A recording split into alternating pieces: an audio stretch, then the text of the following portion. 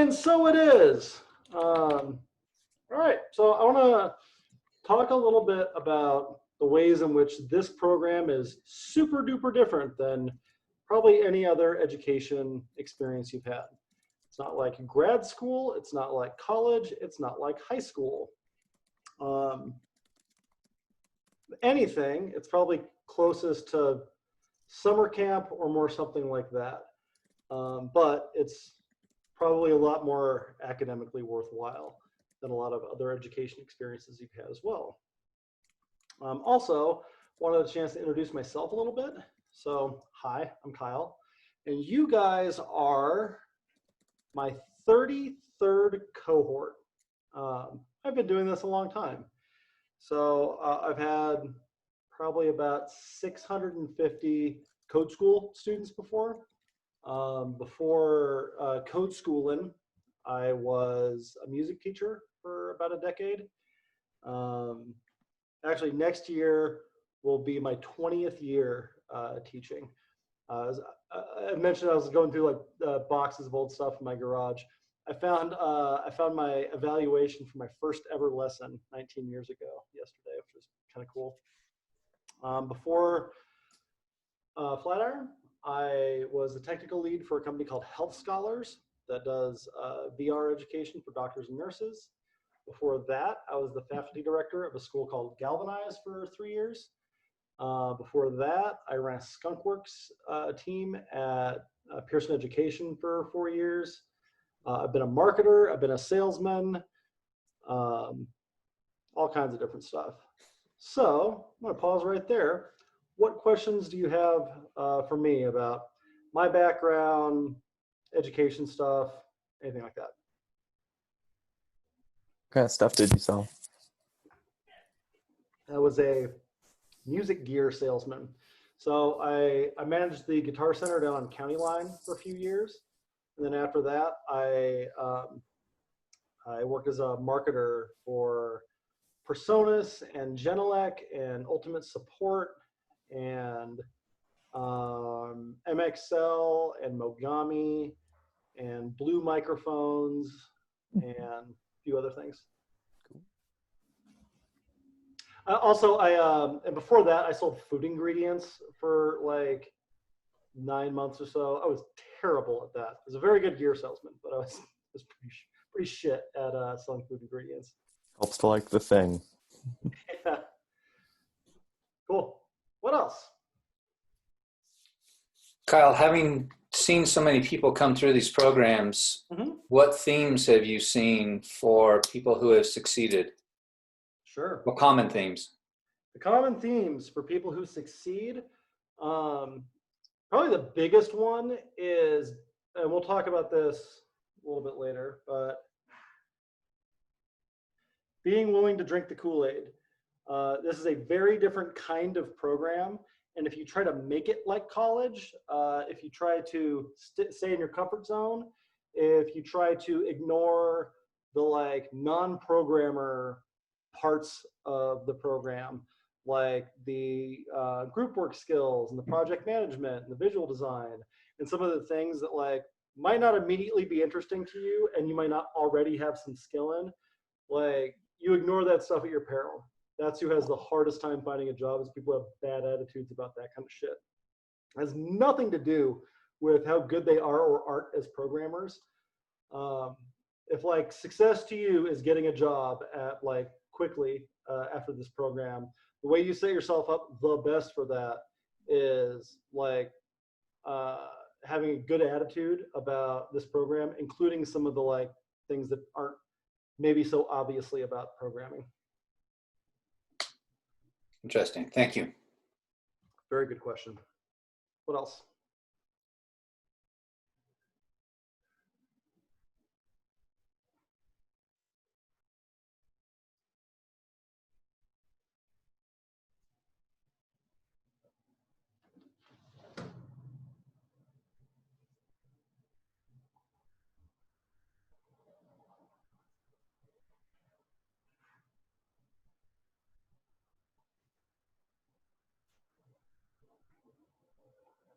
What else you want to know about me?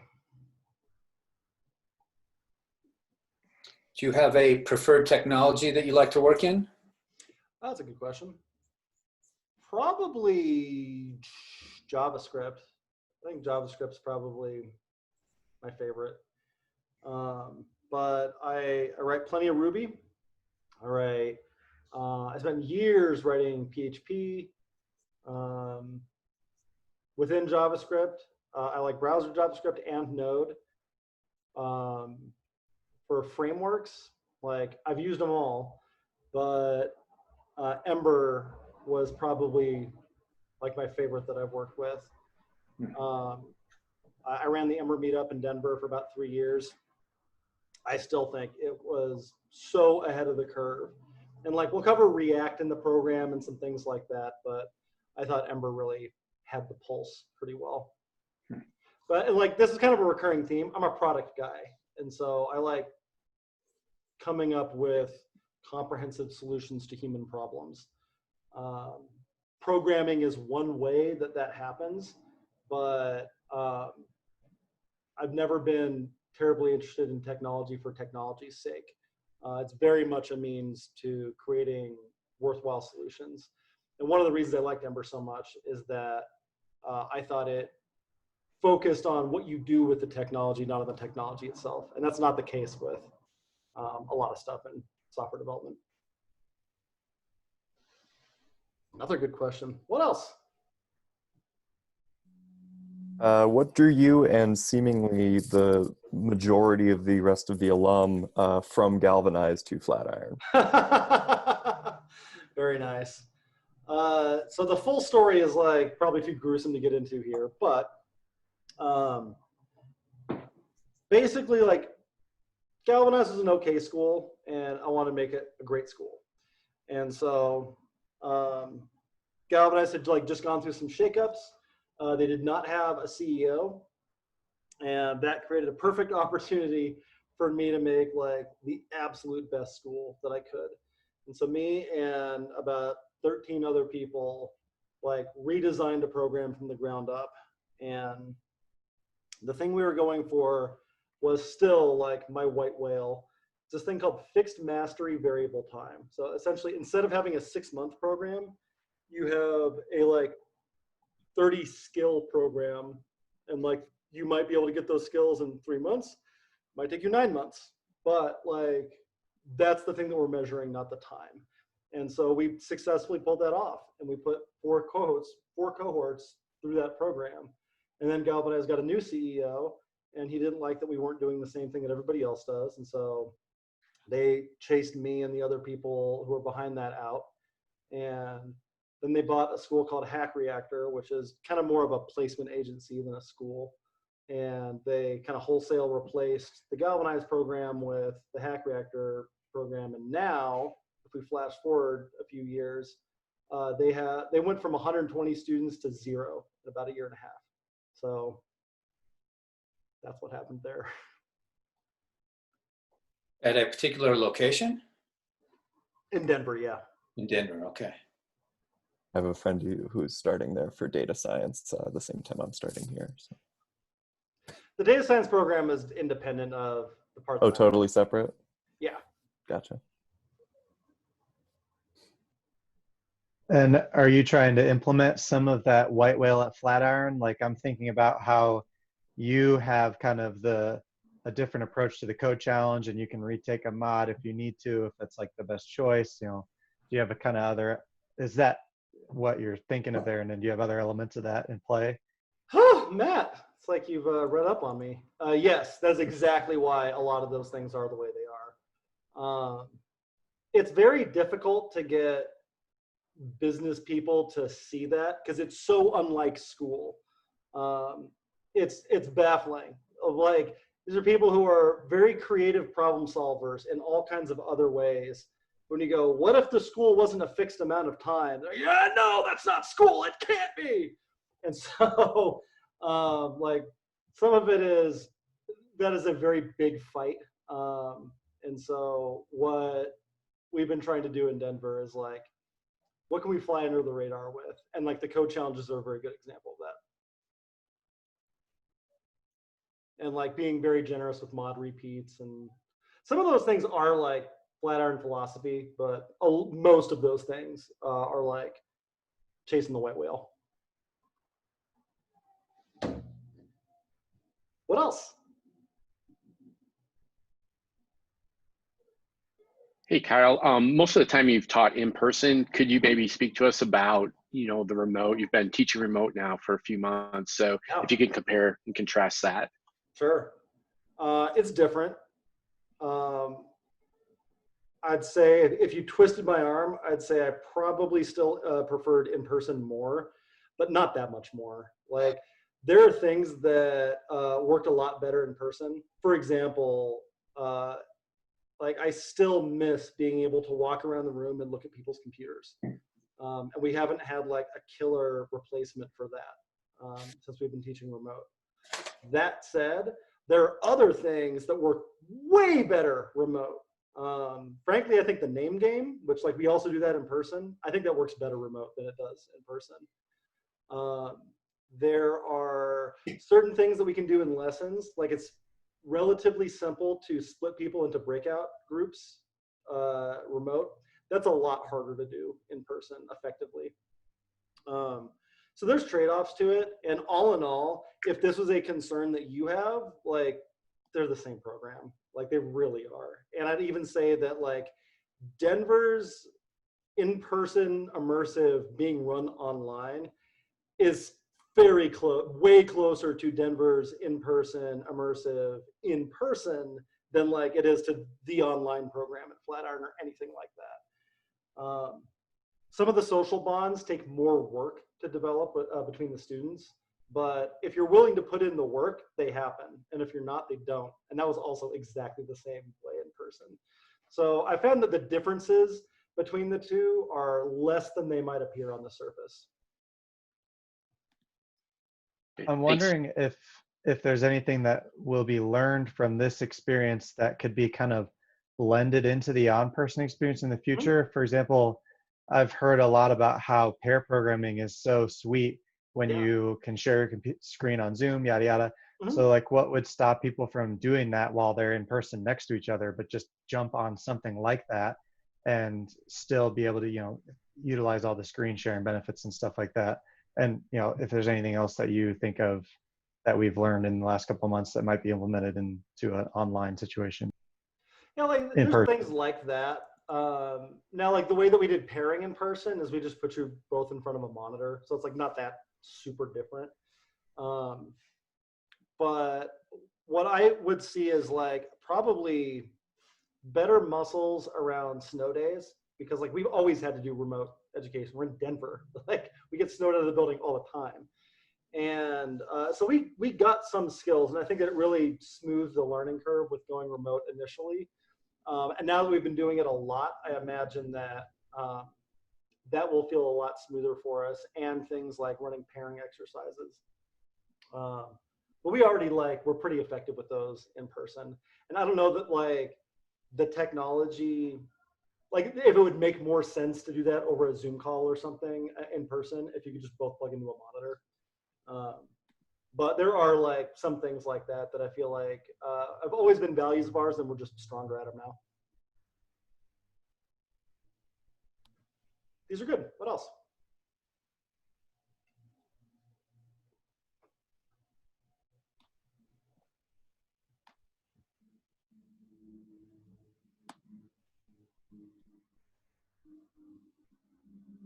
Give me one more and then we'll start getting through some material. Do you have any particular influences on your thinking? Ooh. Writers, thinkers, artists? Be still my heart. That's a great question. I was going to ask for supplementary reading too. So dope. So as an educator, my biggest intellectual debt is probably to Doug Lemov and the like Uncommon Schools folks. So there's 3 books that we use as like school manuals here. One is a book called Teach Like a Champion, which Doug Lemov wrote. It's about being an effective educator.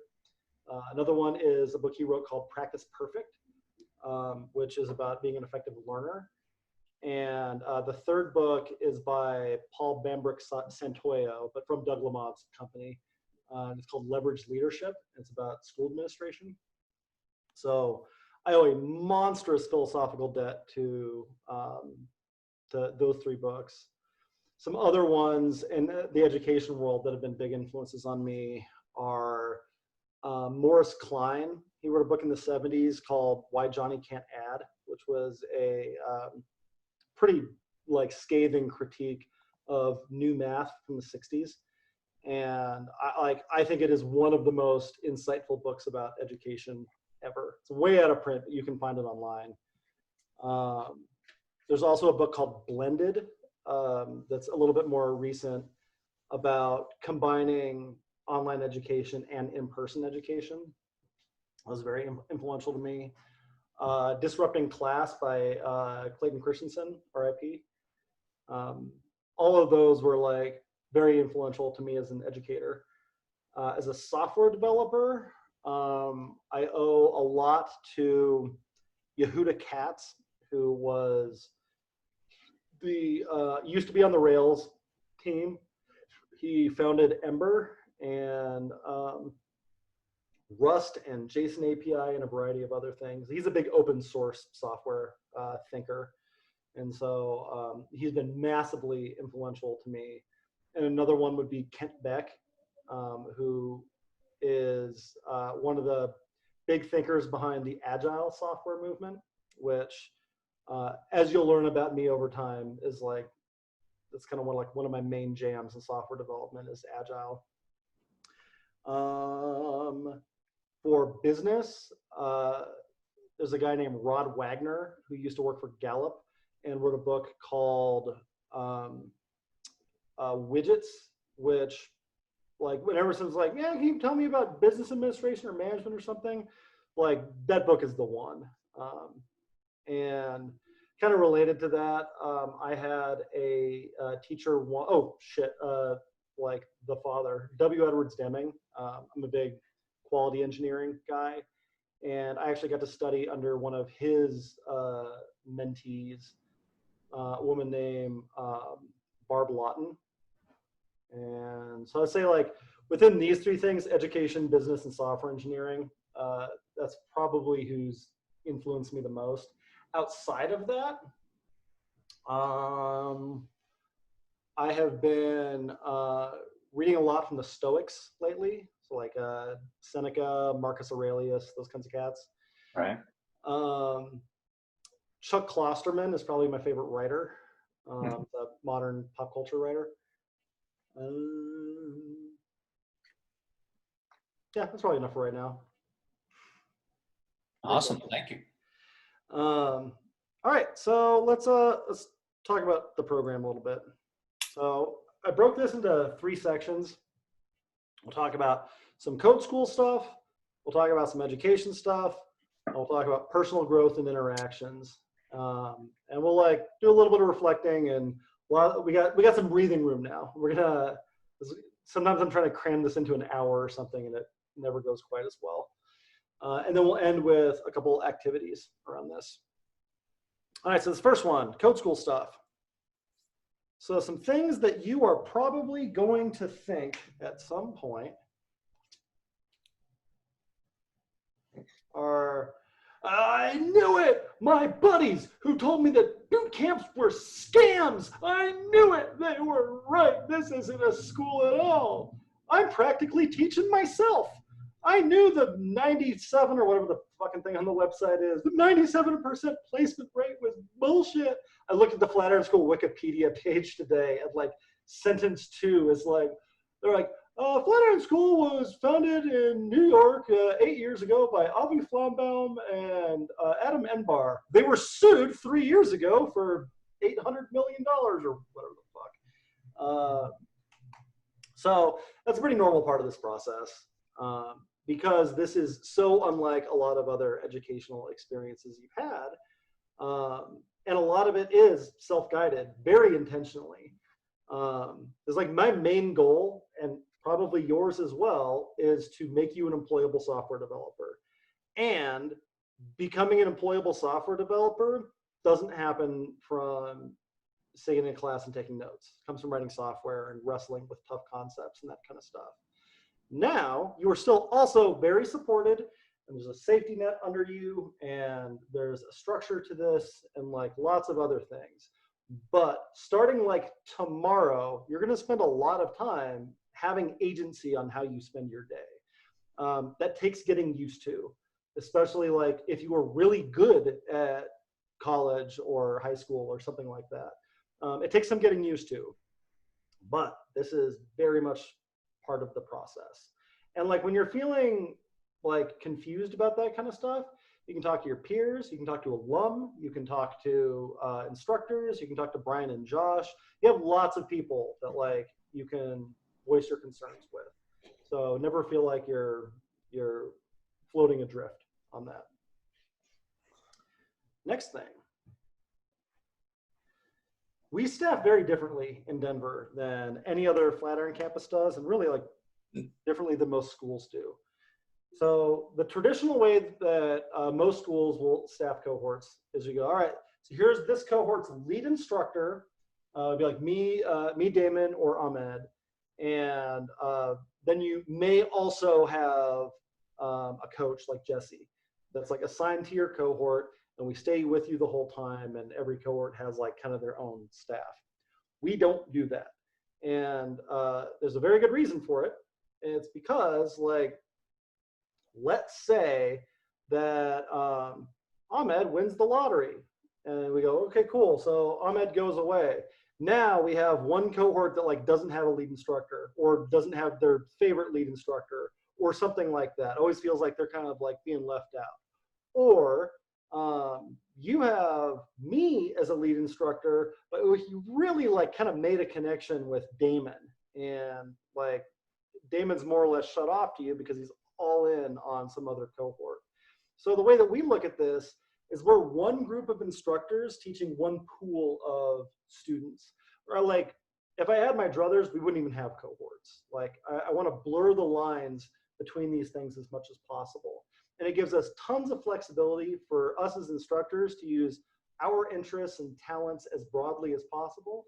Gives you access to like the most diverse array of resources that we have. It's resilient to change. We can like add people to the staff, and people can move on from the staff with minimal disruptions to the school.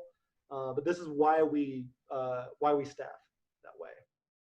A little bit different, but super effective and very resilient. And also, this always catches somebody off guard, and I feel like we talk about it on the first day, and so it's like, what do you mean it wasn't a permanent position? The lead instructors have permanent staff roles at Flatiron. The coaches do not. And so right now, lead instructors are me, Damon, and Ahmed. Jesse is our only coach.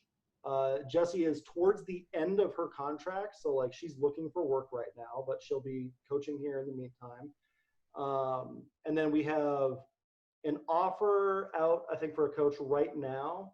And when Jessie moves on, we'll backfill her as well. But those coaching positions are, I think, going forward, they're every 6 months. Jessie's been here a little over a year at this point. But going forward, we'll have coaches for 6 months at a stretch. Cool. Other stuff. You cannot have a job during this program. Like, I'm not a cop. I can't kick you out for having a job or something like that. But I'm telling you right now, you can't pull it off. And every other cohort or so, there's always somebody who wants to like call my bluff on that. He goes, I worked all through college. I'm a real hard worker. I got this really good compartmentalization going on. So people who've said that to me before, one of them had a heart attack. Young guy, like 29, had a heart attack trying to work and do a program like this at the same time. Someone else was a landlord, and so like it's not even all that demanding a job, but fell asleep at his stove, caught his tie on fire, almost burned the whole fucking building down. other people, like less dramatically, no, I'm just going to work on the weekends. I'm just going to drive a little bit of Uber. I just like work a Saturday shift at the hospital or something like that. Basically, everybody who's tried to pull something like that off is still not a software developer. This is like an all-in, both feet immersive. And it's not that you're coding around the clock. We don't do it that way. In fact, in my year and a half here, and really the entire time I've been teaching at code schools, I've never issued homework. I kind of don't believe in that as a concept. But that doesn't mean that like your evenings are open. There's networking events that you should be going to, like now already. There's recovering from this program. There's getting a good night of sleep. There's catching up on other like personal obligations you have. Like this is your life for the next few months. And like if you got to take out loans and stuff for that, then for the love of God, do it. But that's so much better than like, yeah, I still got to work 3 days a week. You will regret that. And it's still early enough to fix that. So be very mindful of that. This is not designed for you to be able to do basically anything but this program. It's an immersive. Cool. Next thing, instructors eat lunch too. So you will broadly have instructor support from like 9 to noon and then 1 to 5, 6, somewhere kind of in there. Outside of that, you're always free to ask. Throw something in the channel. Like you can always ask a question, but if the answer is no, then like outside of those answers, or outside of those hours, cool. Come back, wait till 9. We'll talk about it tomorrow. We'll talk about it after lunch. Now, sometimes an instructor will help you out after hours. Sometimes an instructor will help you out at lunch. You need to understand that you're being done a favor. That didn't like come with tuition or something like that. But we like you, and we think your problems are interesting, and we want you to be successful. So most of the time, we do want to help you out. But just file that away right now. That's like above and beyond stuff if you get a hand with that.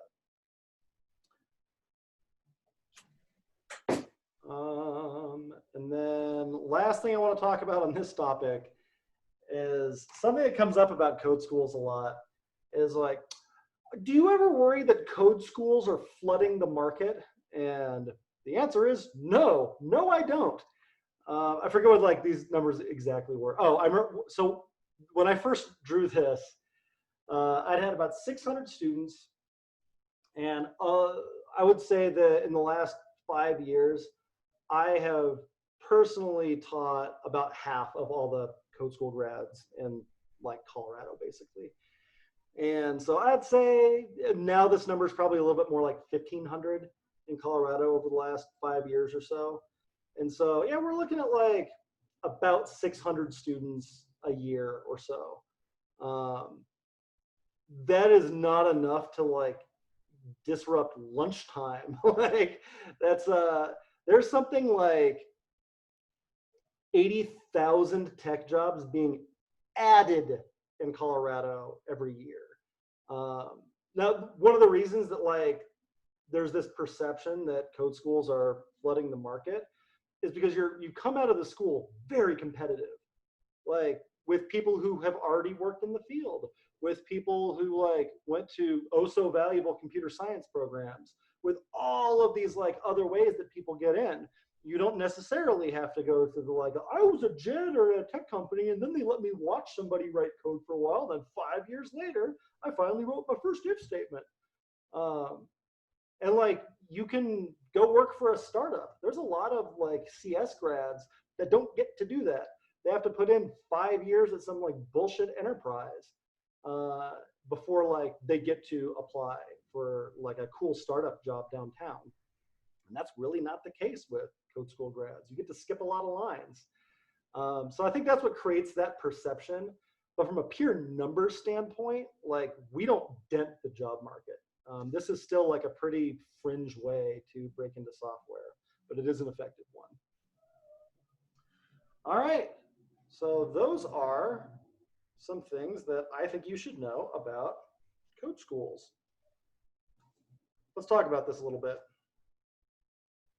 So we hit instructor schedules, don't work during the program, we're not flooding the market. We talked about all the instructors teach all the students. We teach about like your level of doubt around code schools. Ask me some questions about this stuff. Yeah, Kyle, this is Tony. Hi, So I Tony. have a question regarding like the networking aspect. I know you kind of Yeah. touched a little bit on that. I know like just based on my experience, like, networking is probably, it's like who you know, not what you know, it really goes a long way. Mhm. And with this whole like remote connections going on and Yeah. like in persons, it's like, I don't really see that happening like within the next 6 months, like for Oh, interviews yeah. and stuff.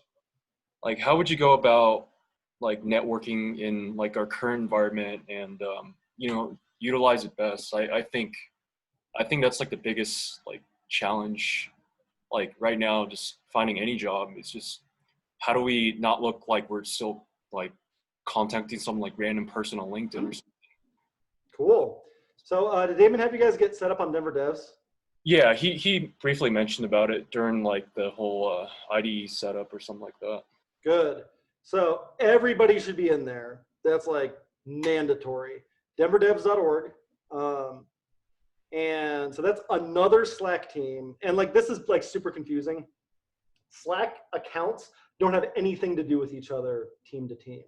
And if you've ever played an MMO before, Slack was originally an MMO chat tool. And on an MMO, like you have different servers and like the character names only have to be unique within a server and like those kinds of things. And so when that chat tool got ripped out of the video game and just made its own billion-dollar enterprise, they kept that user model. So even though like, I already made an account for the Flatiron School, your one for Denver Devs is completely independent of that. So that is, as of last week, 10,000 strong. And it's all local people. And so that is a killer way to do some remote networking. And when we talk about networking, networking is a pretentious way of saying make friends. Like it doesn't have to have like an agenda behind it or anything like that. A lot of my closest friends, like in this industry, I've never written a line of code with. We just hang out in the Broncos channel during football season, or like we make trip hop recommendations for each other or stuff like that. It's just making friends. And so, and if you're in a networking thing like Denver Devs or at a meetup or something like that, everybody else is there to do it too. So that's resource number one. You should be a regular feature on Denver Devs. Two, the meetup scene is alive and well. And we've always had like a really strong meetup scene in Denver. And all of the meetups are remote now. And everybody's figured out how to maintain that at this point. So for example, there's one in particular that I never miss, and that is the Develop Denver Happy Hour. It's the second Tuesday of every month. And what we've been doing the last couple months is you get randomly sorted into a room with like 3 or 4 people. Sometimes you get a topic, sometimes you don't. And you hang out in there for 12 minutes, I think is what Michael's been doing. Hang out in there for 12 minutes and they shuffle it and you get a different room. And we just keep doing that as long as people want to hang out. But the Node meetup, the Denver Script meetup, we have this has been a godsend, honestly, for like meetup culture. Because a lot of people, I got to go home. I got to feed my dog. I got to like make sure my kids eat dinner. I got to do all these things. Well, now you can do those things and still make sure that you hit the meetup without having to commute home or anything like that. So those opportunities have always been there, and they're actually better remote than they were in person. Okay. And I just had a following question to that. This is kind of like far-fetched into the program, but once we're in that position where we're ready to find jobs, I just want to hear from like, I guess, people that graduated. Is it better, you think, to like utilize time to devote to projects, and also most of the interviews are going to be algorithms and kind of data structures. And I know this boot camps, a lot of the project-based. Would you say like integrating that together, or would you say that, you know, save the data structures, algorithms till the end when you graduate and then you should start? Like, how would you like recommend like utilizing our time like in the most efficient manner? Sure. So, great question. There's something that this gets to be the first time you hear me say this, but I'll say it throughout the program. You have to water the garden. You can't grow a garden one flower at a time. We got to do a little bit here, a little bit here, a little bit here, a little bit here. So people who like try to laser in on some aspect of software development to the exclusion of something else generally end up regretting that. So it is with things like data structures and algorithms versus making projects versus learning theory versus networking. You have, like, the answer is yes, you have to do all of those things. I would not worry too terribly much about some of the data structures and algorithm stuff. For anybody who doesn't know what I'm talking about with that, these are the famously hard whiteboarding challenges where you stand in front of a whiteboard and solve a bunch of math puzzles in front of a super judgy crowd. Those are actually getting way less common. They're still out there. You still need to train for them. You'll probably go through one at least once in your career. But they've been shit on pretty hard for like 15 years. And they're starting to go away because they don't have anything to do with software development, and they're like notoriously unfair. So in the meantime, if you do want to get sharper at those, Jesse has been running a morning study group for those. It's half an hour. It's the half hour right before school. And she goes through a lot of those puzzles and talks about problem solving techniques for them. Okay. You have official Flatiron curriculum that opens, well, we don't close off any curriculum to you. It'll be open to you tomorrow. But we advise people to do it towards the end of the program. And overall, you'll get as much practice as you want to have with that stuff. Okay, awesome. Yeah, I appreciate the answers on those. Yeah. Cool. What else? Other questions about code school stuff? Question. Mm-hmm. So this is very far out, but I've been kind of just thinking about like what I would want my final project to look like. Mm-hmm. And the ideas I have would require a lot of data collection. I was just wondering if there's a way to talk about it before it's actually time to do it, Sure. just to kind of have some foresight on that. Sure. My advice would be don't overthink your capstone. So your capstone is 2.5 weeks of your life. Like, it's a project that you do. And it's as much like for the school and for yourself, like, all right, with very minimal hand-holding, can you do a project? But it's 2.5 weeks of your life. Guess what? Mod 6 is real long. Mod 6, like, hopefully is 40, 50, 60, 70 years of your life. So, like, many a person has, like, made too ambitious a capstone or, like, picked technologies they didn't like or something like that. Well, guess what? First day of Mod 6, you can start all over again, or you can pick a different project or something like that. So it's generally not worth it to get too wrapped up in it. Also, stay open to the possibility that, like, over the course of the program, you might get inspired by some idea, you might see some project, you might just really want to work with some technology that maybe doesn't work so good for your capstone idea. So just leave yourself open to those kinds of things happening. But that said, yeah, we can always talk about like stuff that might work for projects and what data you may or may not need for it. But yeah, that's an open conversation. Thank you. Other code school stuff.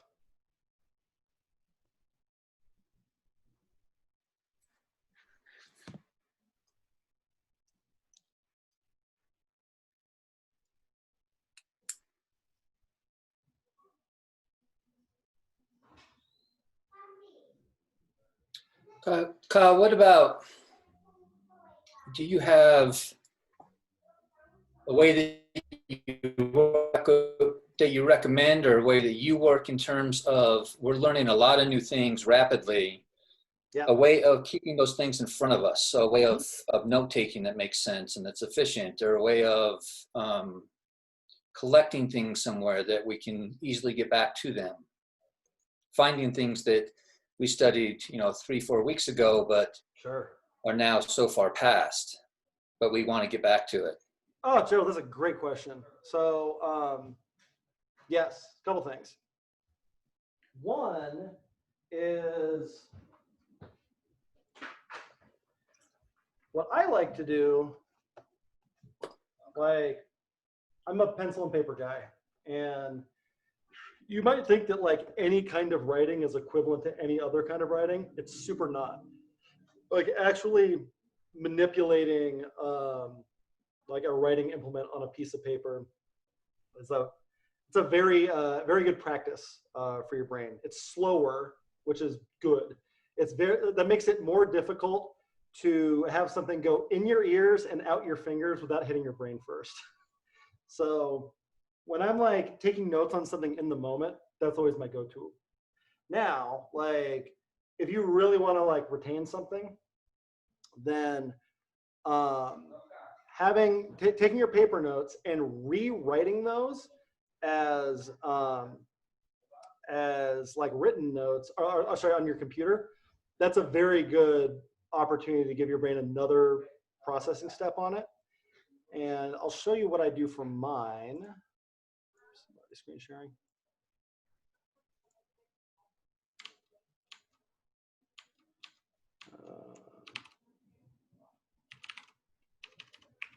I keep a thing called a knowledge wiki. This is just a GitHub repo. They're really easy to set up. It's just a collection of pages. So for anything related to software development, like once upon a time when I was learning Python, these were all my notes on that. And something I did recently, this one's relatively new. So like I organize all my notes this way. I know a lot of people like Notion notebooks also. What I super like about doing it on GitHub is that I can just send somebody this link.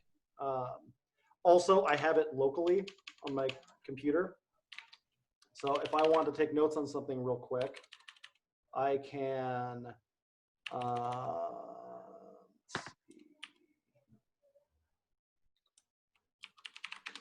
there we go. So here's all of those files. So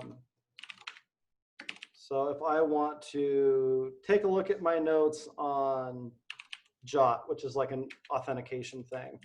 All right, they're here. I can edit them. I can push them back up to GitHub. So I really like GitHub wikis for that. And also like, so it has just enough organization to it that I can group stuff effectively without spending all of my time creating these nested folder structures and shit for what all these things are. Now, another point I'll make on notes is that taking the notes is the entire point.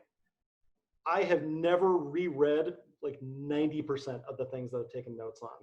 Don't need to. I went through the work of writing it down. That's what gave your brain the workout.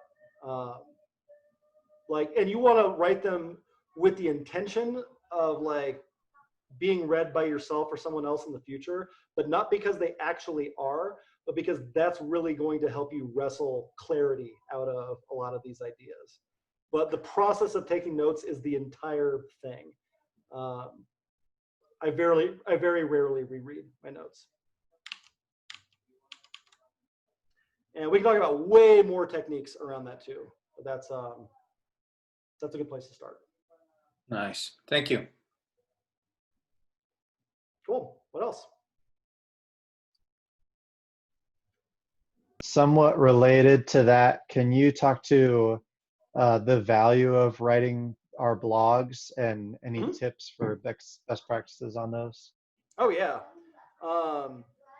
So there's a saying in education that writing something down is God's way of showing us how sloppy our thinking is. And I found that to be absolutely true. There's a lot of stuff that you get, and you do actually get it at one level. But when you try to write it down into words, you find yourself kind of writing yourself into a corner, using really imprecise language, using the same word to mean 3 different things. And so the process of writing those blogs really helps like spotlight where those different areas are, and gives you an opportunity to remediate on that so that you can actually understand a lot of this stuff much deeper.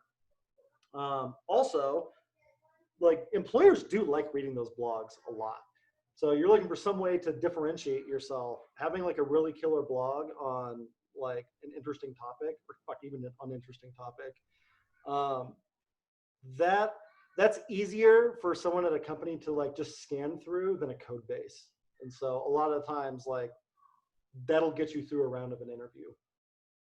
That's another reason to do it. And then I really enjoyed, like I write blog posts. I don't have to. It's not like a part of the job or anything. If there's something that I have been wanting to learn, or an idea that I've been struggling with, a lot of times I'll write a blog post about it as a way of trying to sort out my thinking on it. Okay, how do I communicate this in like a concise and meaningful way without destroying what it actually means? So for all of those reasons, it's a very great exercise. And if no other reason, if you don't do them, you don't get the Flatiron money back guarantee. But they are like a legit thing that people in the industry do often. So there's a balancing act of writing it for yourself and writing it for others to learn from it, and writing from others to hopefully see it and maybe think about hiring you. It's kind of multifaceted. And then as far as like length and tone and all that kind of stuff, it should, like, your blog post should be blog post length. They should be blog post tone. Your audience is people who read blog posts. Like, you've seen these things before, you know, make it like that. Where do you put it? I don't know. Where do you put blog posts? Lots of people use Medium. If you've got a WordPress site, that works too. If you want to use like Ghost or anywhere, like LiveJournal for all I care, like that part doesn't matter. The criteria I would use is like, all right, if you were reading this just as somebody on the web, would you go like, oh, wow, that was useful? Or like, that person didn't say anything. Or like, writing on that was really sloppy. Or like, I wish they'd use more formal language or less formal language. Like, and this is like very much a this is not college thing. Like, there's no like boxes you need to check on this. Write something you're proud of that like you think other people would take seriously. And that's as good a rubric as you could possibly have.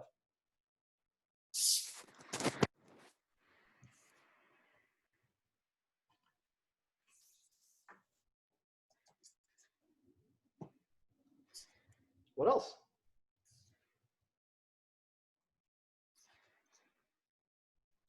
All right, go ahead. Real quick, like CSS, that's something I really, really struggle with. And I know we don't get to that to Mod 2, but I mean, if you do struggle with it, would you suggest maybe doing it a little bit, you know, now in Mod 1, just on the side, just in free time, or? Probably not, because I don't think you have awesome things to apply it to. CSS is not officially part of the Flatiron curriculum, but we do a lot of it. I taught 5 lessons on CSS in the last week. I wouldn't worry about it in Mod 1. You got plenty of stuff to worry about in Mod 1.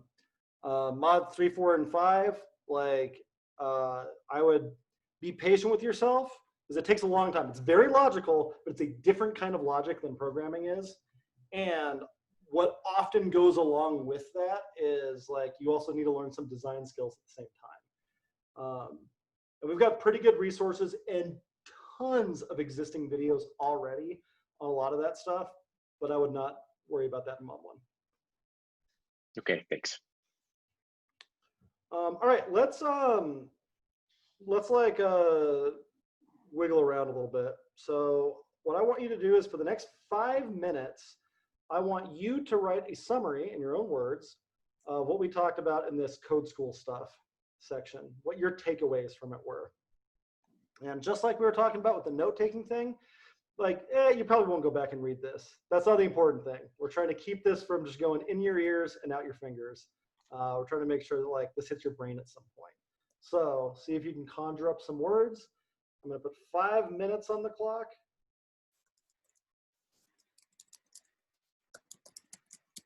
You can write on a keyboard, you can write pen and paper, whatever you want.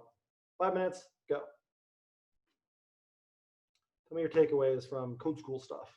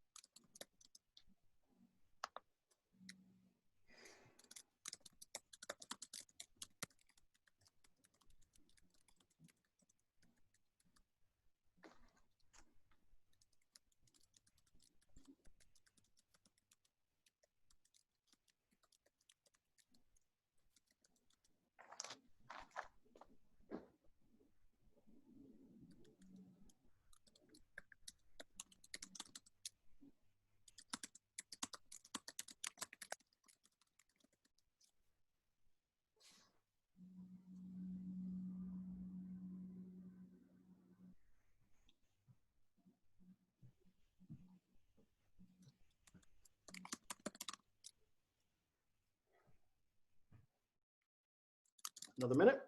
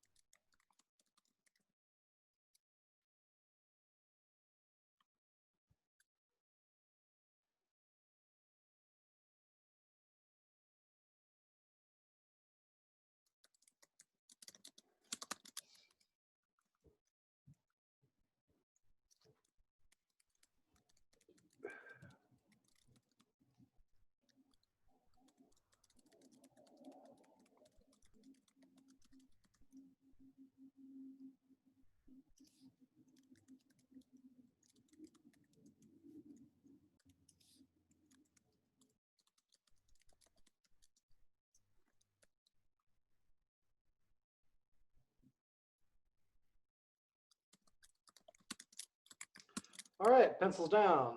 So what I'd like you to do is I'd like everybody to share some takeaway they had from this section in the chat. If you were writing out by hand, like just doesn't have to be the whole thing, just some part of it. Give me some takeaway, throw it in the Zoom chat. Go.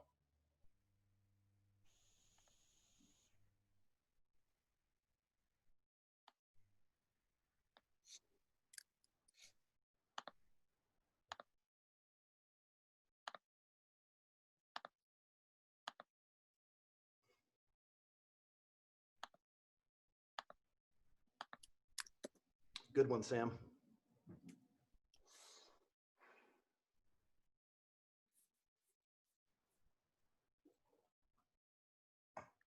Oh, this is beautiful.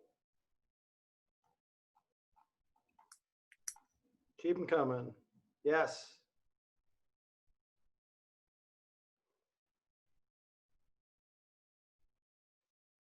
Also, and this is going to be the case anytime an instructor asks you to do this throughout the program, it doesn't need to be original. I want to see what you're thinking, even if it's exactly what somebody else is thinking. So I think sometimes people read these like, oh, what can I say that someone hasn't already said? It can be exactly what somebody else said. That's fine too. Good. Yes. Good one, Ben. Oh, Haley, you're getting it already.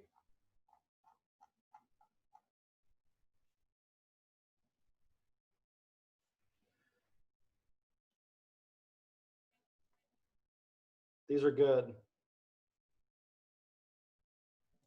All right, if you still have to put one in, please do so. Elsewise, this is all we're doing for the rest of the day. We still got plenty more stuff to get through, so I want to take a little bit of a break. Let's take another 5 minutes. Back at 3:25. Go to the bathroom, smoke them if you got them. Elsewise, I'm not going to close the room or anything, so you can just stay in here if you want. But 5 minutes. Pick back up again.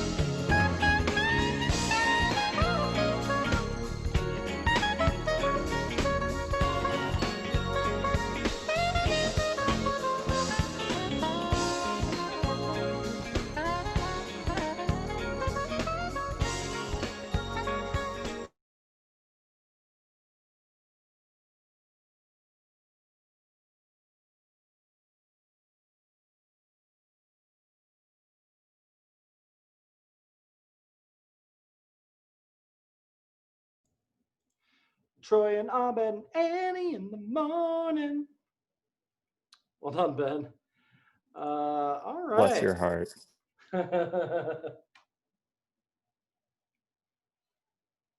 All right, let's talk about some more stuff. All right, so next thing we're going to talk about is education stuff. It's my favorite section. Come on.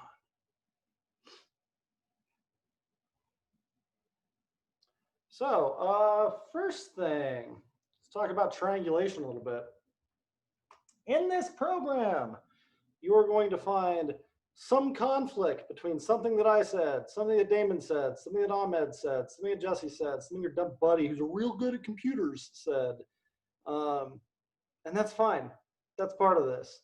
Despite like having the popular impression of being super mathy and precise and what have you, there is quite a bit of art to software engineering.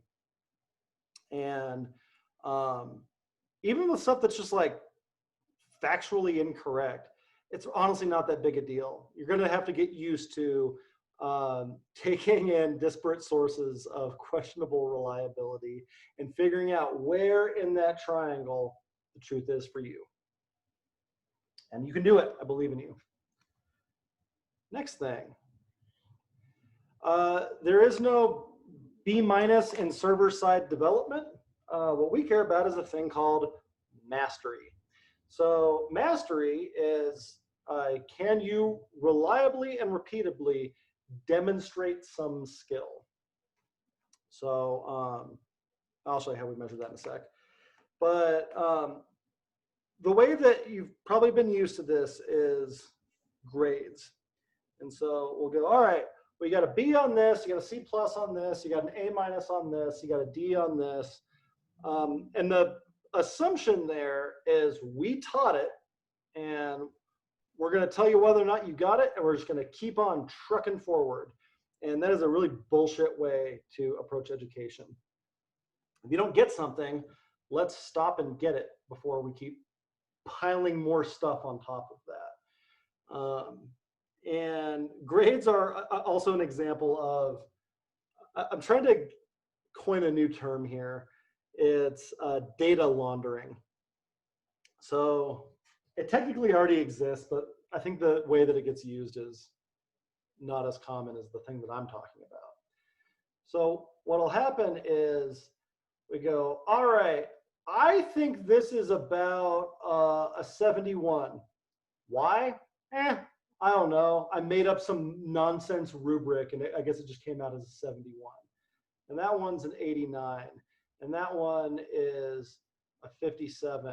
And that one's a 61. It's a whole lot of what like the data world calls unearned precision. Would you make this a 61 every single time? Probably not. But you know, whatever. You have indigestion right now, so you're in kind of a bad mood. So we're gonna call that 61. And then that turns into D-, F, B+, C-. And then those get averaged out into your GPA 3.2 or whatever. 3.2, oh, how precise. Well, our cutoff for this thing is 3.3, so better luck next time. And really, like, the input to all of this was some garbo rubric, just complete nonsense. But we filtered it through enough things that we have math come out the other end.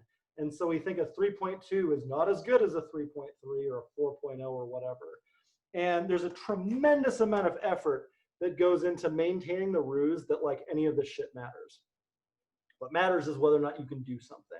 And there have been plenty of 4.0 students at plenty of good schools who graduate not being able to do a goddamn thing. And so we don't do any of that here. We do have assessments. I'm, in fact, a huge fan of assessment as a tool for learning. But everything that we do here is, it's not even pass fail. It's like, do you get it or not?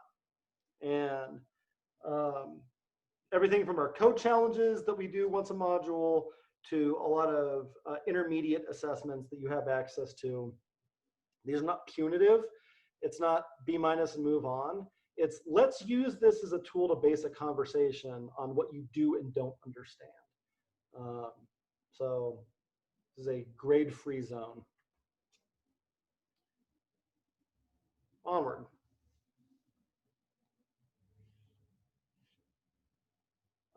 The most valuable thing that you will take out of this entire program is learning to learn. And like, if all you wanted to do was like learn how to program, I can save you $15,000 right now.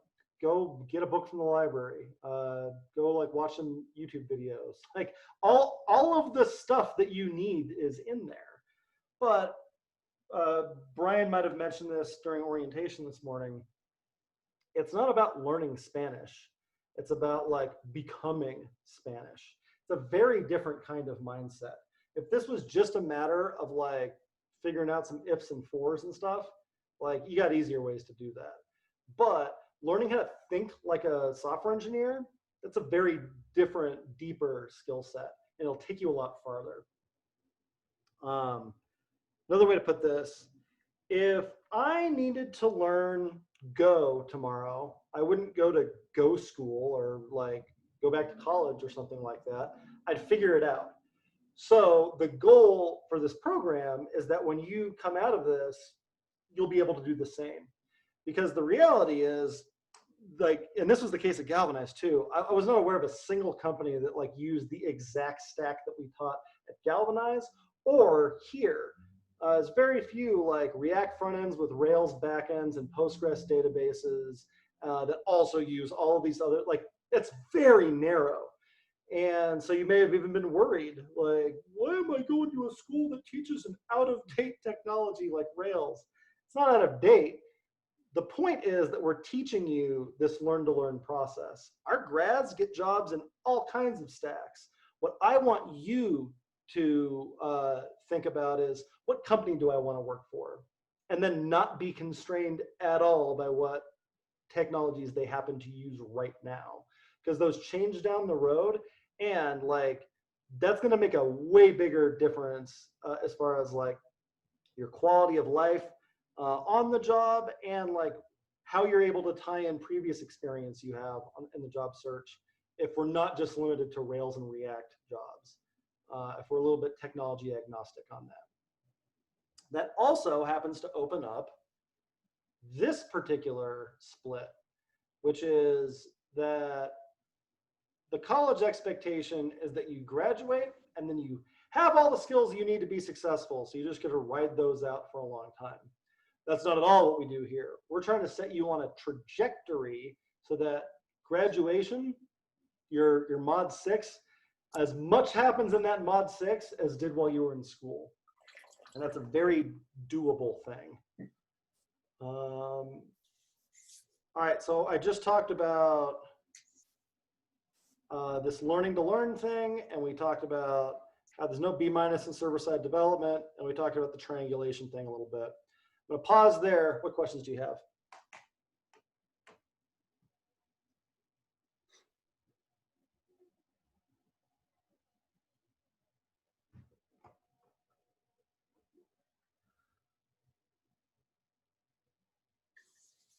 I have a question. So Yeah. you talked about there's like no rubrics, no grades, not even pass fail. Then how do our code challenges work? Sure. So a code challenge, we do those in week 2 of a module. They usually open up on Tuesday, and you can take it on Tuesday, and then you can take it on Wednesday, and then you can take it on Thursday, and you can take it on Friday. And that's all still round 1. So you can take this thing usually up to 4 times. And the success criteria on this is, can you do the things in the code challenge?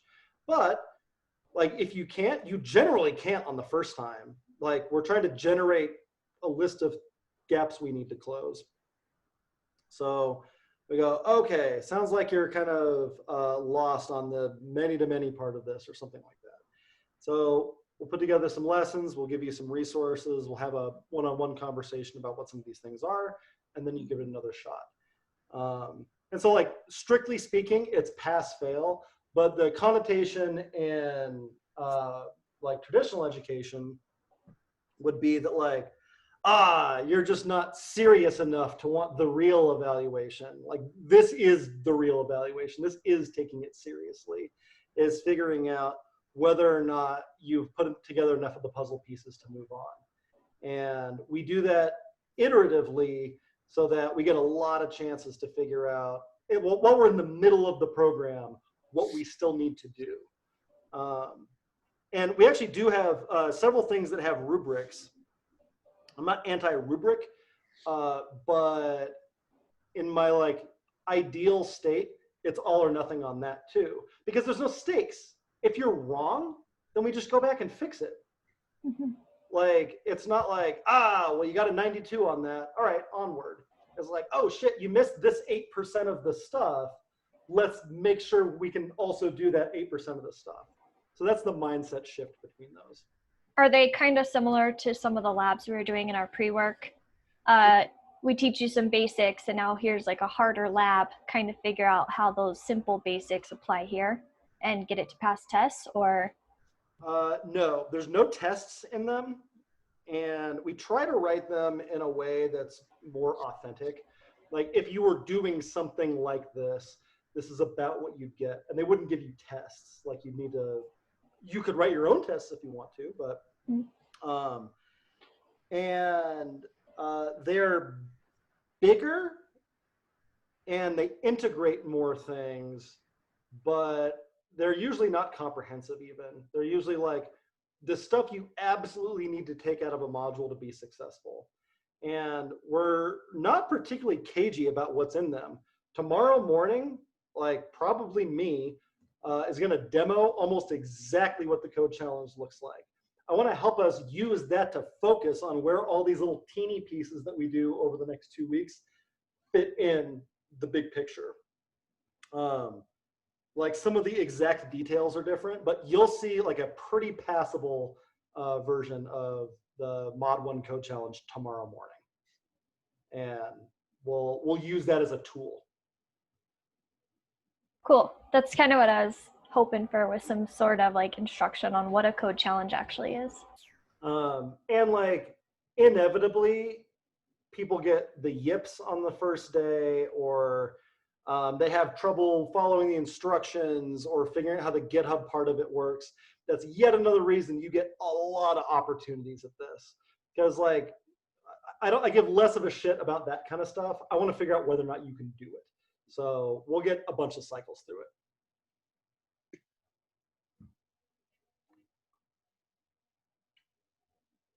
Great question, Haley. What else?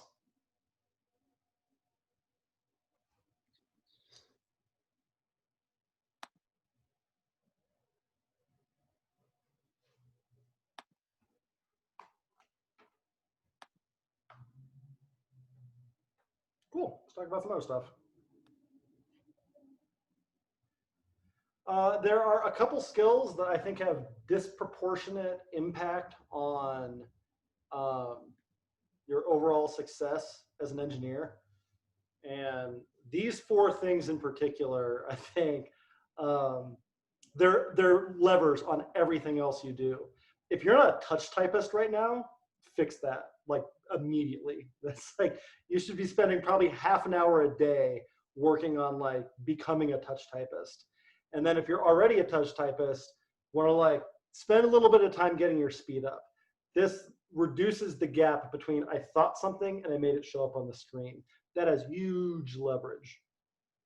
Like, really learning what your text editor can do. So if you're going off of the suggestions and using VS Code, start learning some shortcuts, learn some plugins. Like, this is your hammer. Like, really get to know how this thing works. Dev tools, this is not going to come in as much in the first mod, but in all of the other ones, this is your browser's debugging tools. You're going to be using those a lot, especially like if you're working in the web, you're spending a lot of time on dev tools. And then something I have never regretted an ounce of effort learning is any kind of command line stuff. The older something is, if it's still around and in common use, there's a really good reason for that. So even though that command line stuff is like, wow, this looks like computing from the 1970s. It is. It literally is. A lot of those programs have like copyright marks from like 1971. So if we're still using them 50 years later, that's a pretty damn good hint that like that is a thoroughly optimized thing. And that like if we use a little bit of Bayesian statistics, that it's probably going to be around another 50 years also. So anytime you spend getting sharper at the command line pays off. Next thing, the zone of proximal development. This is an education theory thing. So the idea is that in this little GUI green center, we have the things that we can do without assistance. This is stuff you just have at ready disposal.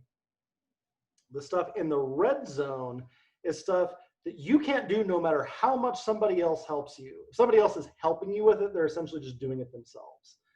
And in between those two things is the zone of proximal development. What this means is that this is stuff that you can do with assistance, with prompting, with notes, with tests written for you, that kind of stuff. So we're in general trying to stay in our zone of proximal development the whole program, really your whole career. And what's challenging about that is that over time, your yellow zone becomes green and your red zone becomes yellow. That little green GUI center gets bigger and bigger and bigger the more stuff you're able to confidently do on your own. And the temptation is going to be to just hang out there because it's exhausting. Being in that yellow zone a lot is so tiring. You feel dumb all the time. That's what that means, being in the yellow zone. I had a grad 4 years ago, and she once told me, she's panicking. She's like, I'm not ready for the job market. I can't program. When do you stop feeling stupid all the time? And I told her, oh, that never stops. I've been doing this a long time. Like, I still feel dumb daily as a programmer. The thing that changes is your relationship with that feeling. It stops being a thing that you're ashamed of. It stops being a thing that you want to hide from people or that you're embarrassed about. And it becomes your home. You lay out a cot, you put up some posters on the wall. That's where you live now. So instead of going like, oh no, I don't know how to do that, you go, I don't know how to do that. Cool, let's figure it out. And the way that you make that perspective shift is just by doing it a lot. You're gonna be put in that position over and over and over again throughout this program. And you know what? You're gonna live and you're gonna get better at it. And at some point, that keeps happening enough times that you go, all right, well, I didn't die and I got out the other side okay, and I made the thing work. The last 1,000 times I felt this way, so why would this time be any different? So it's gonna take a while before you trust yourself on this, but what you can do to affect that is stay in this yellow zone as much as possible. Even though like that like very directly means being uncomfortable. There's a question like right up at the top about like patterns of success. A pattern of failure in schools like this is you learn how to do like 4 or 5 things, and then you try to use those to solve every other problem in the program because you're nervous about being in your ZPD. That doesn't work out well. Okay, let's talk a little light neuroscience. And I need to update this diagram because no, that one must. So your brain takes in sensory input. This is like your 5 senses kind of stuff. It goes to your thalamus. Your thalamus helps figure out, is this sensory input relevant or not? And if it is relevant, it starts working on encoding a neural pathway around that. If it's not, it gets rid of it. You're being bombarded with sensory input around the clock. So like right now, all right, there's 4 panes in the window in front of me. I'm looking at the street. There's 5 cars. One of them is turning right now. There's a traffic light over there. It's green right now. The house in front of me is blue. There's all of this kind of stuff. Not all of it is relevant. And so your thalamus goes, dump that. Ooh, keep that though. Derek and Sam both have their hands on their face right now, and maybe that means something like that. So one of the problems with a traditional lecture is that it's really difficult to make it past the relevancy barrier. Really, the best you can do is trick yourself into thinking something is relevant because the professor said so. That's a dumb way to do this shit. A way better way to do it is to experience problems so that when you see the solutions, you go, oh, that would have helped me so much in there. That's why tomorrow morning, we're going to skip to the end of the program, and I'm going to show you skip to the end of the module. I'll show you what you should be doing at the end of the module to help us figure out where these little pieces fit in along the way. Otherwise, they never make it past the relevancy standpoint. Also, you need to like directly experience some of that sensory input for some of this stuff to stick. Coincidentally, another part of this diagram would be,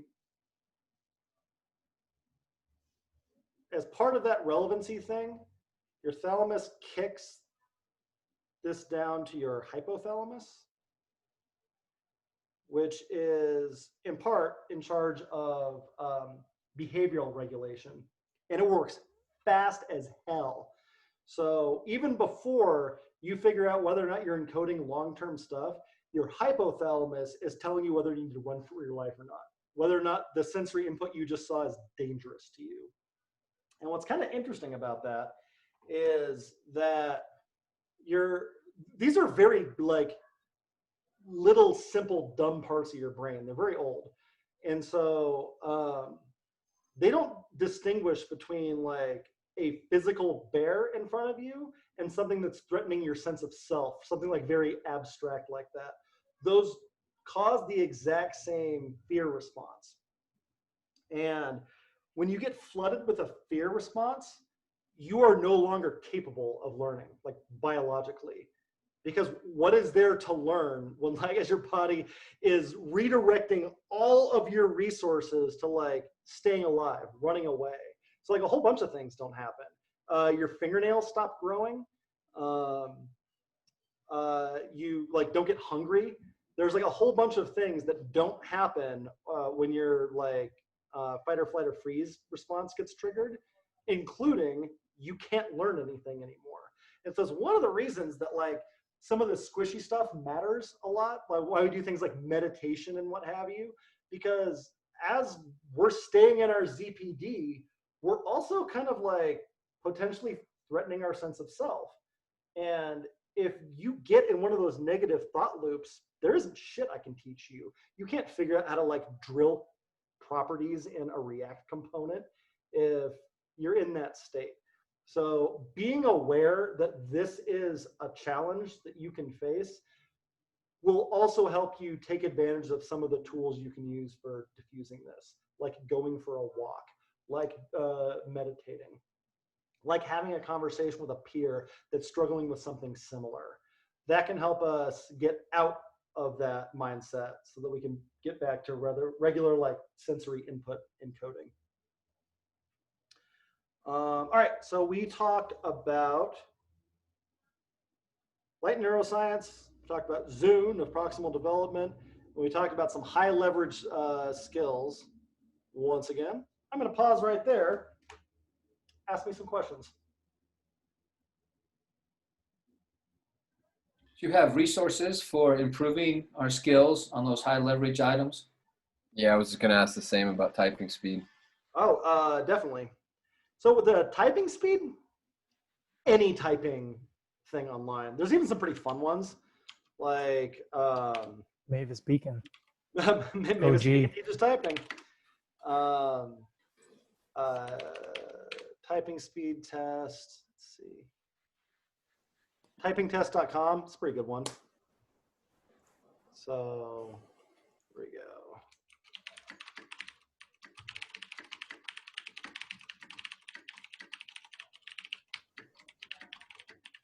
like that. There's a couple ones that are games, so like you can compete against people.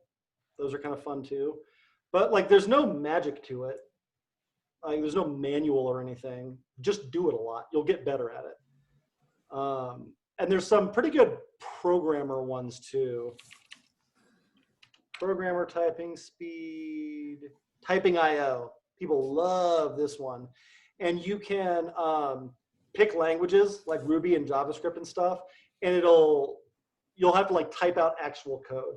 People's typing speed is usually about half what it is with code versus just regular prose. But those are two great tools for that. What else? To the same concept, anything that you'd recommend looking into for command line learning?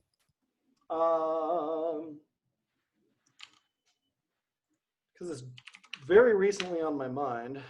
I think Node School has something.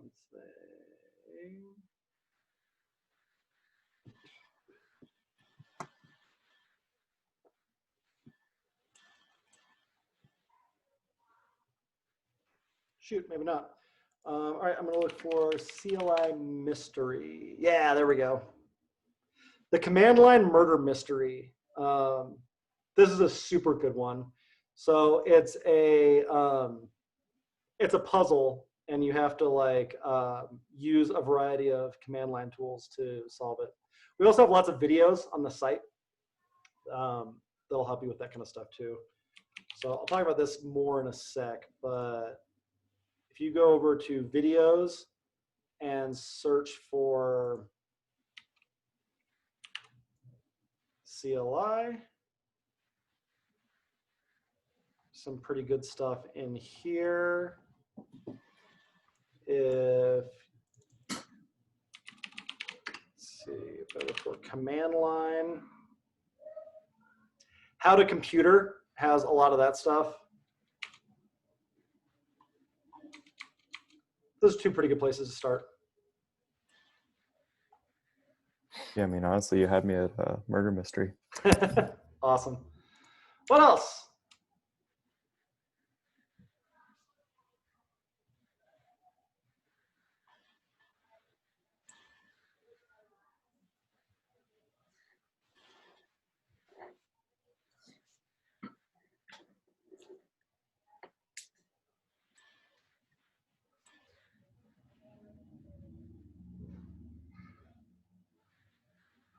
What's this program you're using right here? It's called OpenBoard. Since we went remote, I've been trying to find a killer whiteboarding tool. This probably isn't it, but it's the closest one I've found yet. Like 90% of the way there. Cool.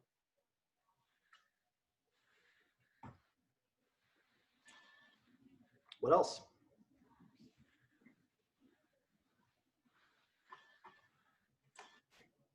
On we go. So you've probably heard of learning styles before. Visual learners and auditory learners and reading and writing learners and kinesthetic learners. So this is from the early 90s. This idea is called VARK. And it's horseshit. So it's like pretty thoroughly disproven. So there's a guy around 1990 who's like, I feel like people like have a primary learning style that like just hits them better than something else does. And so he did a study, and it like kind of seemed to back that up. And then every other psychologist went, I'm sorry, how the fuck would that work? Because as I mentioned, these like brain structures, they're pretty simple. Like there's a visual thalamus and an auditory thalamus, and like that doesn't square exactly. And so one psychologist after another tried to replicate the results in that study, and no one has ever been able to. That the original dude has like distanced himself considerably from this idea. He's like, hey, it was just an idea. But this is like captivated like pop psychology, mainstream America. Oh, I'm a visual learner, and so it persists. It's like the biggest zombie myth in education. Cannot kill this thing. But one of the reasons it sticks around is that the big takeaway from the original study was like, well, you should do multimodal instructions because you have to have something for your visual learners, you have to have something for your auditory learners, and so on. And it turns out the real thing you should do is do multimodal learning because all of these different modes will deepen your understanding of something. And so the actual recommendations are not all that different. So the reason I'm pointing this out is I don't want to hear somebody say, I'm sorry, I'm just a very visual learner because I will throw my computer out the window if you do. Everybody is every kind of learner. So we want to try to make sure we're hitting as many of these modes as possible. Oh, another kind of like curious thing about this is that a lot of times people will have a distinct preference for one of these modalities. That's a real thing. However, if anything, that preference seems to be inversely correlated with what you learn best with. And a big part of that is the things you like are super duper comfortable for you. And if you do something that's not as comfortable for you, then it starts getting a little bit into the yellow zone, which is uncomfortable. Cool. Onward. Here's some normal things to think. This usually happens in the first mod, but there's always people who go, this is moving very slow for me. If that ends up being you, talk to a grown-up. Like everything we do in this program has infinite depth. We can make something harder. And the reason that that's to your benefit is another like failure pattern I see in programs like this is somebody who comes into this with like a little bit of programming background. Maybe you did like some PHP work for a company once, or you worked in IT or something that's like, yeah, kind of generally in the orbit of what we do here. Those people are at the biggest disadvantage. And here's why. There's some of you that are probably not terribly proficient computer operators right now. And so you're going to spend these first few weeks just scrambling, trying to get on top of this. And in that process, you're learning how to hustle. And you'll be able to like keep that hustle for the rest of the program. Now, if these first few lessons, you're going like, I know this kind of stuff, you're learning how to not hustle in this program. And so there have been many a student who like at the end of the first week go like, come on, bring the hard stuff. When does this get tricky?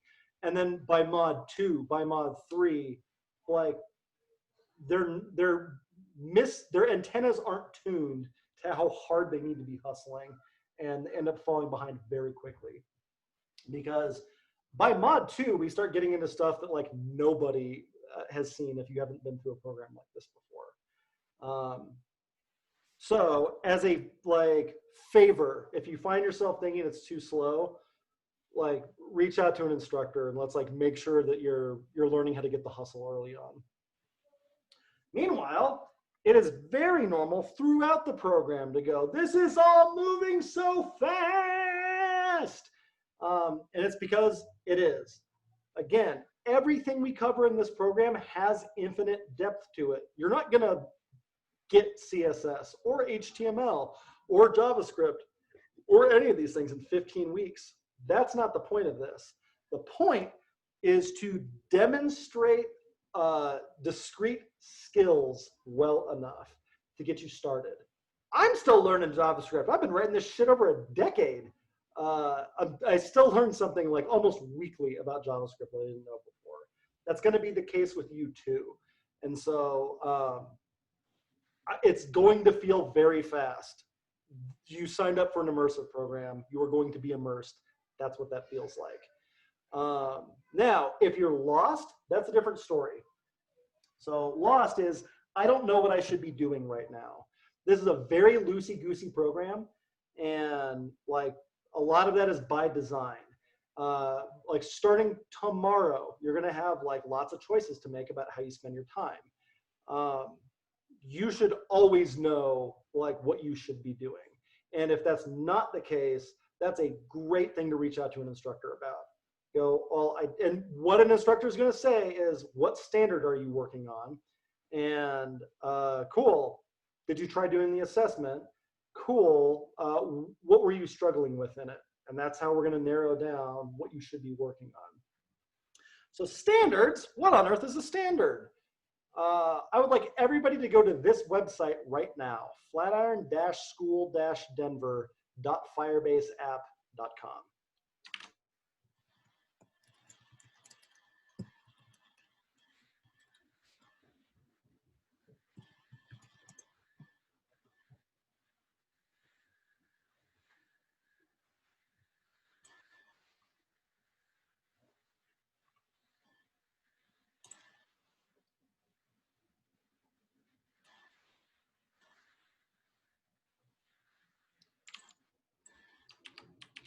flatiron-school-denver.firebaseapp.com.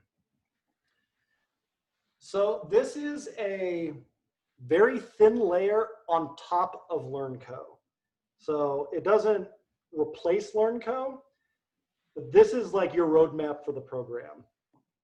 I keep talking about these discrete skills that you should be able to do, the things you should be able to master by the end of the program. That's what these things on the left are. Here's your mods. The Flatiron School Immersive in Denver is you being able to do all of these things on the left.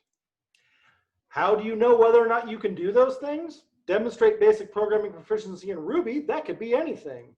It could, but it isn't. It's this. If you can confidently do all of these things, we at Flatiron School Denver think that you can demonstrate basic programming proficiency in Ruby. All right, well, I can't. How do I do anything about that? Oh, you have all of these resources at your disposal. You can do all of them. You can do none of them.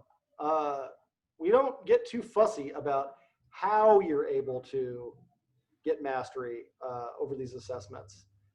And if that's not enough, you can go to this videos area, and we have videos of damn near everything we've done in this program for a year and a half.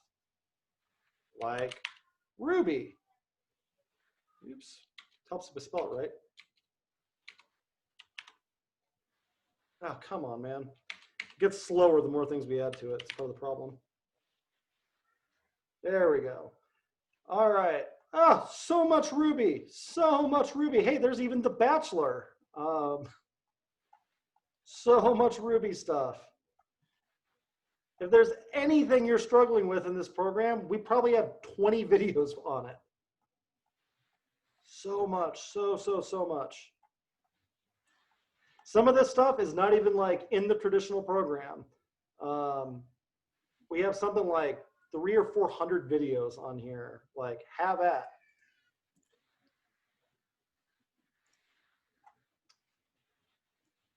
So many resources.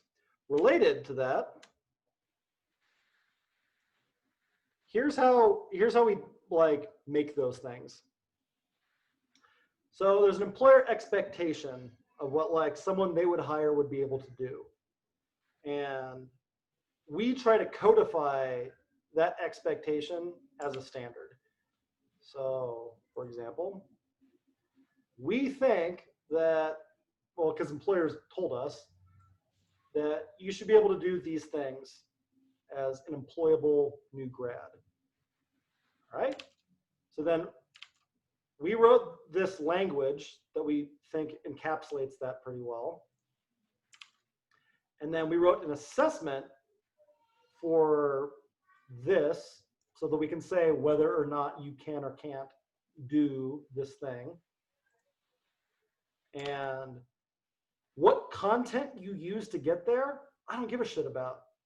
You can do it purely based on conversations. You can go to lessons. You can read books. You can watch Udemy videos. Like, this part doesn't matter. Meanwhile, if we misread what an employer's expectation was, that's why this is a rope. You can cut that rope and all the rest of it doesn't really matter. All of it depends on us getting this right and this right and this right, and the content comes next. So what most programs do is they come up with a bunch of content that they want to teach, and then they figure out a way to assess it, and then they figure out a way to group it into units or something like that, and then they cross their fingers that somebody else thinks that's valuable. We do it the other way around, and that's a smarter way to do it. So what this means for you in practice, just about nothing content-wise in the program is required. You don't have to go to a single lesson the entire program, like a direct instruction kind of thing. Meanwhile, I guess you could go to every single one of them. You can never do another Learn Lab. That's okay with me. You can do every Learn Lab. Like, all of those are just tools to help you do this, to help you do this, to help you do this. So we don't do attendance at lessons. In fact, probably a couple times this week, we'll try to schedule a bunch of like Mod 1 friendly things at the same time to force you to start making some choices about this. You have to start taking ownership over your education really early on to be successful at this. Now, another part of that is that we don't shit, lost my train of thought. There's no like, on Tuesday of week 2 of Mod 2, we do the following thing. Starting tomorrow morning, like, you'll hear it, we'll start asking the students, what do you want to learn today? And so I want that to be based off of, what have you been struggling with? What isn't making sense? So rather than teach a lesson that nobody needs or wants, I would rather teach the same lesson 5 days in a row if that's really the thing that, you know, people are struggling with. And you may be struggling with it and somebody else isn't. That's completely fine. You might have some like kind of off the beaten path thing you want to explore a little bit that's not interesting to someone else. It's completely fine. I would so much rather do that than do my standard like 9 lessons over the next 2 weeks and everybody's hopelessly lost or bored to fucking tears the entire time, and nobody's getting anything out of it. So we can do the same lesson more than once. We don't have to do a lesson on something. We can do a lesson more than once in a day. So like, you guys have a lot of control over how we help you. One last thing I want to say on this topic. This is the Dreyfus model of skill acquisition. So it goes novice, advanced beginner, competent, proficient, expert. This thing over here is different. So what the kind of curious things, this came from nursing in the 80s. And it turns out to be like super relevant to like how brains work in general. The idea is that a novice needs context-free rules. And so as you're learning something, you go, I always do this in this circumstance every single time. And that gets you so far. Advanced beginner, you start putting a little bit of context around that. You go, I do this every single time unless I see something like this, in which case I think I do something more like this. This competent level in the middle, that's where the theory comes in. We don't do theory really at all in these first 2 sections. In the competence area, we go, all right, the reason that this happens is because of this. And because of that, we do these actions in these circumstances and these actions in these circumstances. So what a lot of education programs will mistakenly try to do is load up on the theory right up front. Because if you have the theory, you can apply it to all of the like specific instances. That's like absolutely backwards educationally.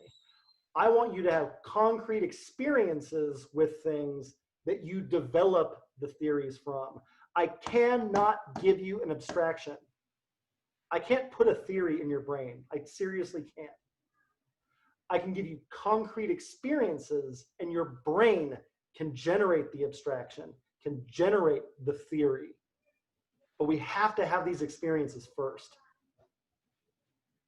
This is why, like, you learn so little in college and high school. This is why you studied math for 12 fucking years. But there's a pretty good chance, like, your at the ready math that you can do is like times tables and linear equations. Despite 12 years you studied that. It's because they went theory first, and then, well, now that you have the theory, you'll be able to do the concrete applications of this stuff. Nope. So, in general, we're always trying to get our hands dirty first, and for most, like, competencies that we'd cover in the program, competent is where I would hope you would leave the program. Cool. That is the education stuff that I wanted to talk to you about. Ask me some questions about it. Covered a lot of ground.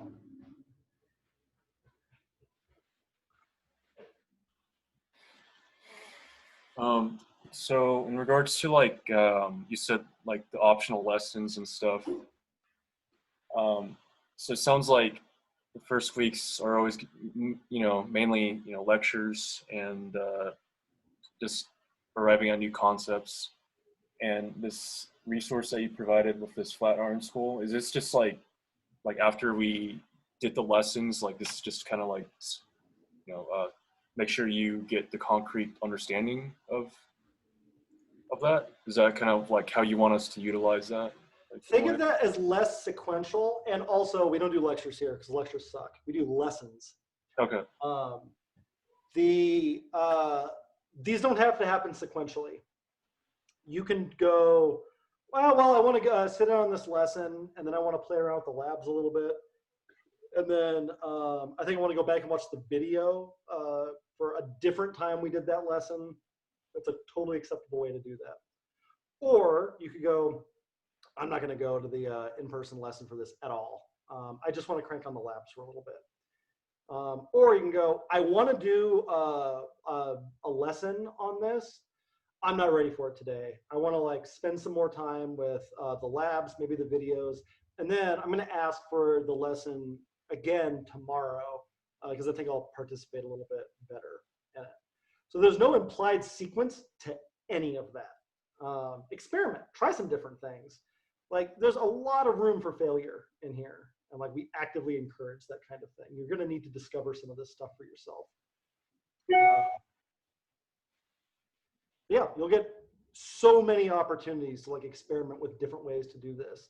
But if something isn't working for you, that's a really good call to action to try something different. Gotcha. All right, thank you.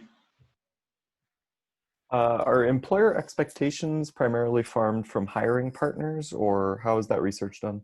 A few different ways. So, like, these particular standards that we're using, I wrote these, and I based a lot of it off of this document that I have spent way too much time with, Tech Talent Pipeline. Is this research they did in New York 5 years ago or so that, shoot, they might have, like, hidden it behind a paywall or something at this point. But they did, like, a year-long research project on what hiring partners were looking for. And it turned out to be, like, very broad and super applicable to, like, basically any job market. So those ones are specifically tied to that. The another resource we've started using a lot more lately is a thing called Burning Glass. And so this is real-time analytics on job postings. And so they pull out, like, specific skills and stuff that show up over and over again in job postings. Some of it does come from hiring partners. Some of it comes from grads, or they go like, oh man. So, like, I'll ask them, like, what is the one thing that when you started your job, you weren't prepared for, you wish you'd learned at school? So we take, like, a lot of data from a bunch of different sources, and that's what generates this. question. What else?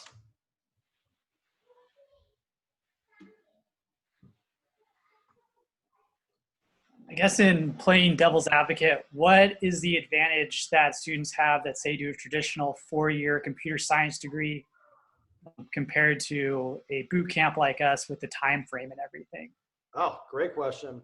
So the biggest advantage is that you'll actually know how to do something. It's like, this is, it's baffling to me that computer science became the thing that like we expected programmers to come in knowing. Because spoiler alert, they don't teach programming in computer science. Computer science is it's a math degree. It's about like theories of computation and computability and things like that. Like there is absolutely, you could totally graduate with honors from a computer science program from a good school and not know, have like not written a line of code in your life. So you have that going for you for one. Second thing, the things that we do here, highly practical. So like,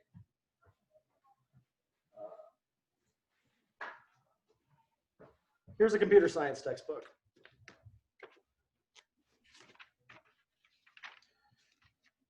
So some things, here are the different topics in this book. Basics of data encoding and storage, machine architecture and machine language, operating systems, networking and the internet, algorithms and algorithm design, programming languages, software engineering, data abstractions, database systems, artificial intelligence, and theory of computation. So like, that's computer science in a nutshell. If you compare that to the stuff that we do in this program, like working with Git and GitHub and the command line and text editors and like modeling data and building classes and objects, like this is shit that you actually do on the job. You're at a tremendous advantage over somebody that's been jabbered at for 4 years about theory. The third advantage that you have is that you are going to be elbow deep in all of these things for 15 weeks. And there's a thing called the illusion of competence. And it happens when you're following along with a lecture and you're like, yeah, that makes sense. I see how we go from A to B to C to D to E. All right, cool, got it. And then you get really excited about it. And you go to a buddy and you're like, oh man, this really cool lecture I went to today. It goes, cool, what was it about? And you go, it was about, well, okay, so there's like these computers and they, shit. What was it? And so that's the illusion of competence. And it'll happen here too. Hopefully we just identify when that happens quicker and are able to respond to it a lot faster. With colleges, that ends up being like a 4-year-long process where you graduate thinking you know a lot of things, and the second you have to apply any of it, it's not there because you never actually did anything. So I have been a hiring manager an awful lot of times.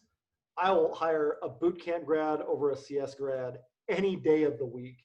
And I think more and more hiring managers are coming to similar conclusions.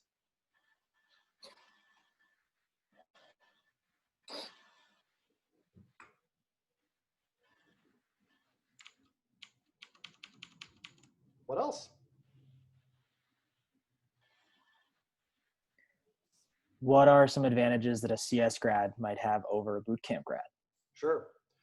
So what we do in this program is we make web applications. That is not what you do in a CS program. There are also jobs in programming that really aren't about web applications. For example, if you get a job at Google, there's like a 0% chance you're making web applications at Google. What you're probably doing is making some search algorithm 0.1% faster, which like saves Google $1 billion in server costs a year. A CS grad is way better set up for that than you are. However, that doesn't mean that door is closed to you. In fact, I think that if you work as an application developer for a couple of years and what you really want to do is work on like algorithm tuning at Google, I think you are better set up for that than any like fresh out of school grad ever could be. And that kind of comes back to this like flat curve versus trajectory idea, is that like I didn't study computer science in school. I was a databases guy. I made these like many-to-many diagrams. That's what I did. I figured out how different real life nouns relate to each other. But I've been teaching computer science now for 5 years. You figure it out. Like you go get a book, like practice it. And like you can give yourself like realistic challenges too. You can go like, all right, why would I want to use such and such algorithm over another? Well, why don't I make an app real quick? And here's a great example. That slow ass search on the videos page for this thing, where like it's just vomiting as I'm trying to search in there. All right, how could I tune that to make that better? Now you have an actual problem you can apply some of this like computational thinking to. It's like, how do I reduce the loops in this, basically? And so no door gets shut to you on this. But coming right out of school, first job, I would hire a computer science grad for more like algorithmy kind of work. But I'd always hire a boot camp grad for application work. And application work outnumbers algorithm work like 10 to 1.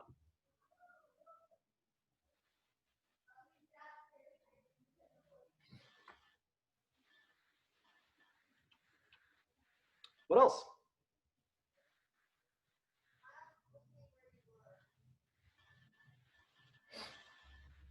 Cool, same thing as before. I want you to take 5 minutes and I want you to write down some takeaways from this education section. 5 minutes on the clock, go.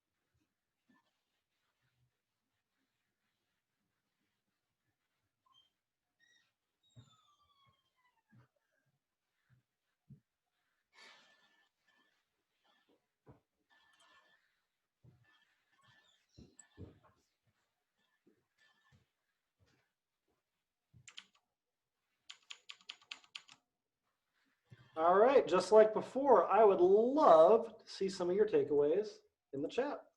Throw them in.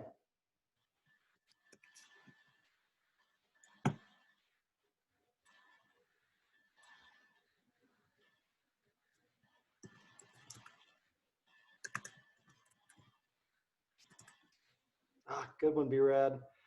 Another thing about that, like, practice versus theory thing is if you have practice but you don't have any theory, you can do something. If you have theory but you have no practice, you can't do shit. So, like, if you could only have one or the other, I'd always rather you have practice.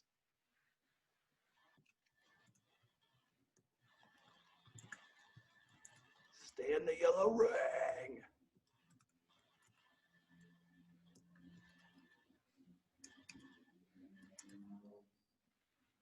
Not working for a certificate to signal conformity. Oh, be still my beating heart. Speaking my language there. Very good, Naya. Another like thinking guy that that I'm into is an economist. I'm an amateur economist, so I am super into like Tim Harford, Brian Kaplan, Thomas Sowell, lots of like behavioral economist kind of folk. And Brian Kaplan has an outstanding book. So Brian Kaplan is exactly where I got that phrase. Yeah, he came in. There we he go. came and spoke at Metro State a couple years ago. Get out of here! Yeah, that's where it came from. Yeah, so this book, The Case Against Education, is about college as primarily a signaling thing rather than education thing.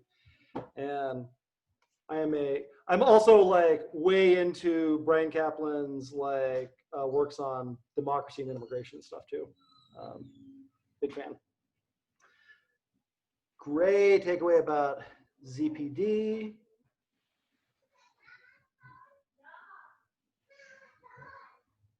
Beautiful. Thank you so much for these takeaways. All right, so we got one more section, one more activity to get through. They're a little bit quicker, but we've been at this for a little bit, so let's take another 5 minutes. Smoke them if you got them, bathroom break, and we'll be back at 4:37.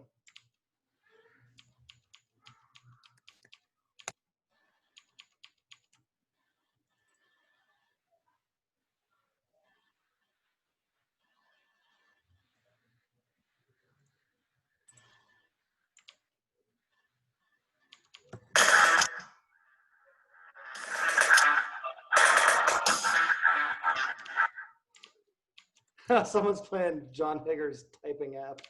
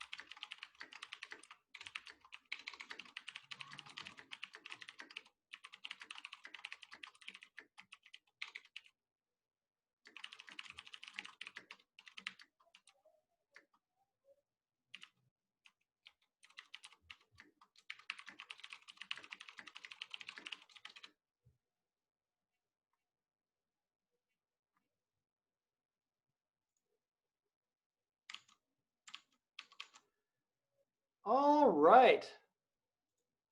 So let's get into the last part of this.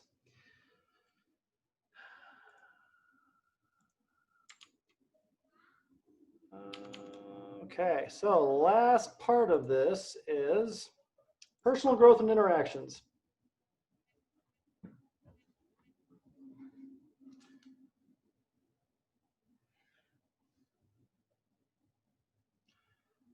So I'd mentioned right up at the very beginning of this, we're talking about successful patterns versus not so successful patterns in programs like this. The routines and rituals, this is a big part of this. So like this morning, when we do the stand-up, we'll do that every morning at 9 o'clock. We're about to go into the end of the day rituals, which is a stand down, the opposite of a stand up, where we reflect on the day a little bit. We have surveys that we do every day. We have the clap. We have a particular way that we do capstone presentations. All this stuff is part of the job. Some of this stuff seems absolutely ridiculous, like the clap. What are we, a fucking football team? Humor me on some of this stuff. It has more to do with what we're doing here than it might immediately appear on the surface. Related to that, soft skills. If you ask employers what differentiates candidates, it's almost never, this person just codes so good. It's always things like interpersonal skills, project management. How quickly can you pick new things up? Can you think the way a developer thinks? So another common failure pattern is coming, like, yeah, I'm already good at all that stuff. Anybody who says that is like, I've heard that dozens of times. It has never been true that someone's like, no, I'm really good at working on teams already. I really just want to focus on the coding stuff. It's never the case. It's always like the worst team member. So like, be open to having a lot to learn about working in groups and things like this, because it matters. The days where a programmer was some basement dweller who was just given little math problems to solve and they like poop out solutions, that's way gone. Like, the reason that these skills have such a like financial premium behind them, the reason that they're so powerful, why this is like such a like a cool profession now, is that it involves all of these things together. You need to be heads up on what the things you're building are. You need to be aware of what the product is and what the impact that it has on customers. You have to be able to work with other people.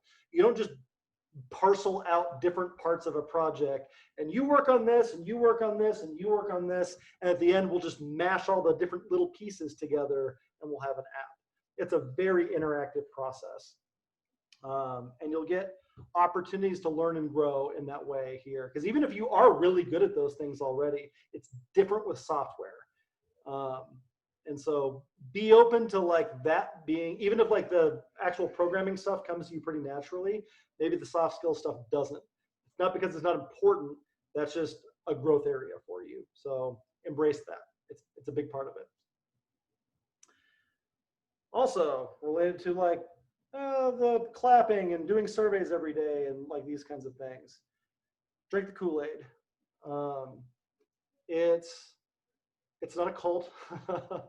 It's not a religious organization or anything like that. But how like survivable emotionally this program is for you will have a lot to do with how willing you are right off the bat to just take my word on some of these things. So for example, being invested in each other, that's a very like Kool-Aid drinky thing around here. Obviously you came to this program because you want to be successful. If you do a survivor style, like, I ain't here to make friends, you're going to be miserable as hell for 15 weeks. You're going to make everybody else miserable also, and you won't be as good as you could have been.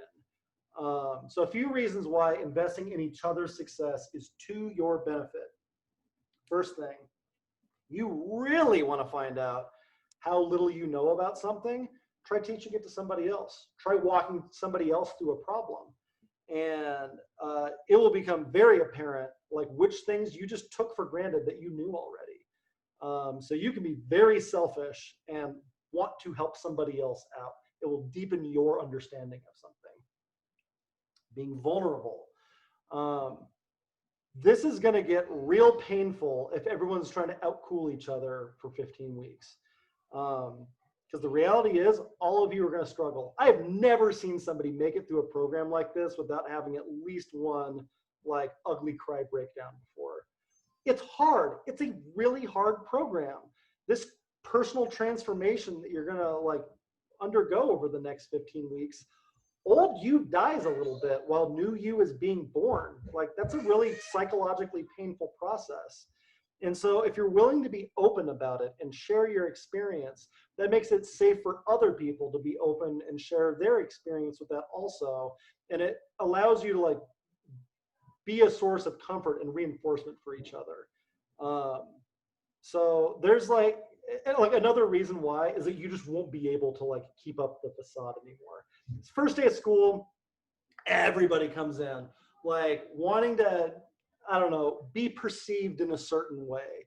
Maybe it's the way you're most comfortable being perceived. Maybe it's you want to like make a new you. And so maybe that influenced like what you chose for Two Truths and a Lie or what your name game name was or something like that. I'll tell you right now, you're not gonna be able to keep that up for very long.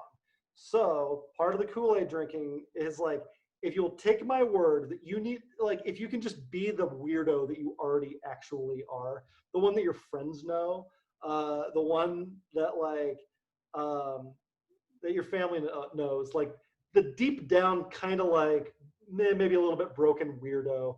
If you will allow yourself to be that quickly, the more work we can get done. If you try to keep up the facade, you're spending an awful lot of energy doing something that you're not gonna be able to do for 15 weeks. Now, I say that, there is a line that I wanna draw on this. So appropriate vulnerable is, man, I feel like a fish out of water here. I feel like everybody else like came in with way more experience than me. I feel like people were following along in that lesson just a lot better than I was. Like, man, I am just not as good as Sam at CSS or something like that. Those are like totally appropriate vulnerable. As is, I'm really worried I'm not gonna be able to get a job. I'm worried that like, I'm just gonna light 15 grand on fire and have nothing to show for it.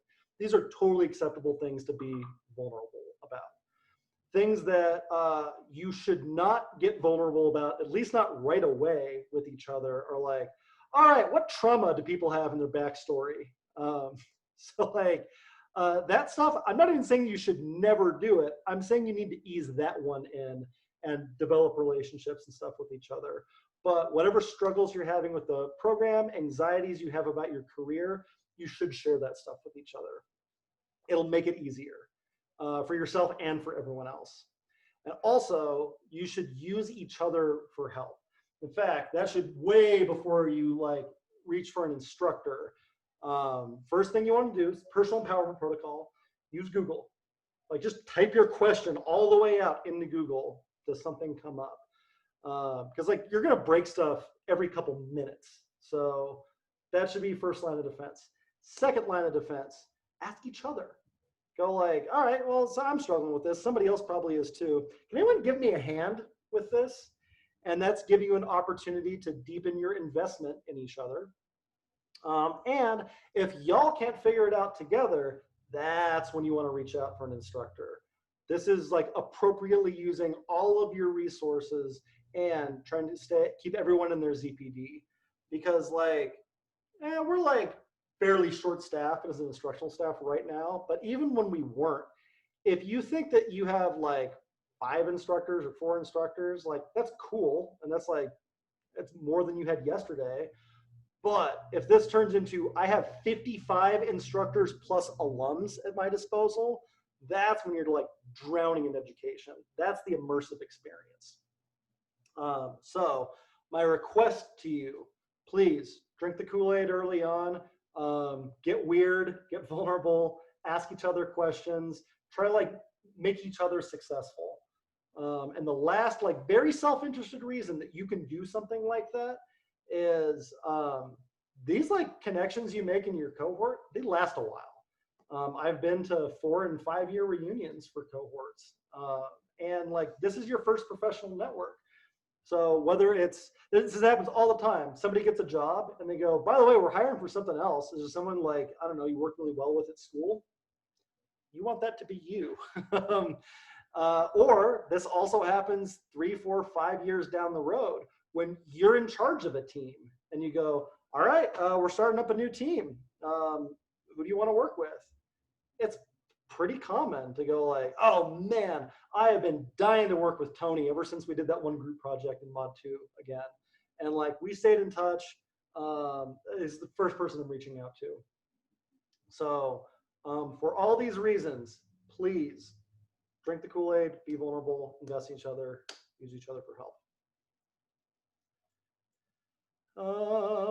Talked about routines and rituals, soft skills, and Kool-Aid drinking. Ask me some questions about that stuff.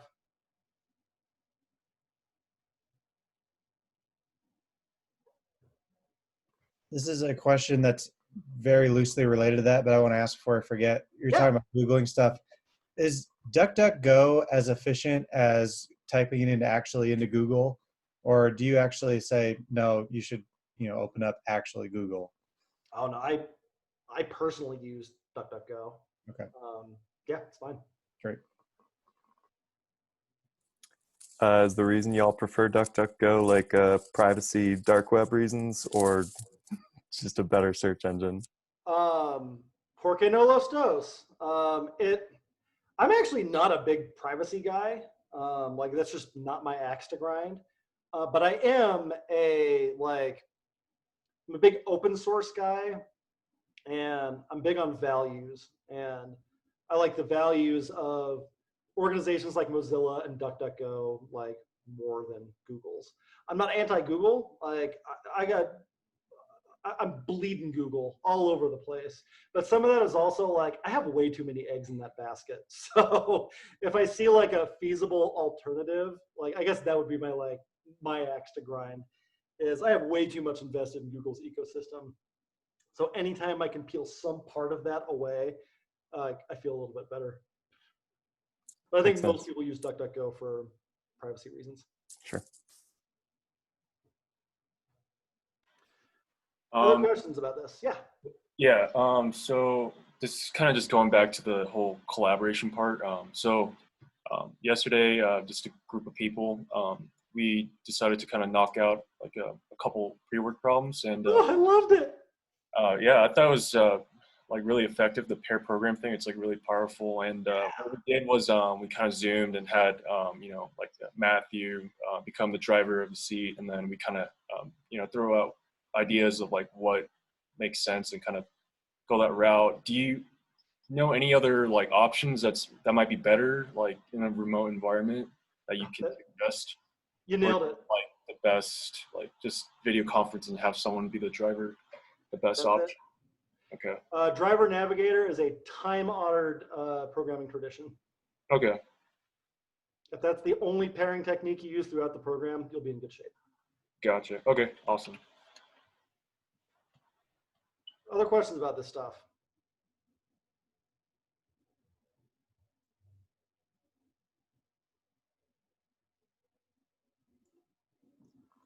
In regards to soft skills and thinking about the job application process, is that stuff that we'll be talking about throughout the program, as far as like, okay, you're gonna do a code challenge, yada, yada, but like beyond like being friendly and stuff like that, are there tactics to broadcast that you have these skills in an interview or even application process in general? Oh yeah, we'll have tons of stuff on that. A lot of those Jesse runs during lunch and learns. But yeah, we have mountains of material for that. Sweet.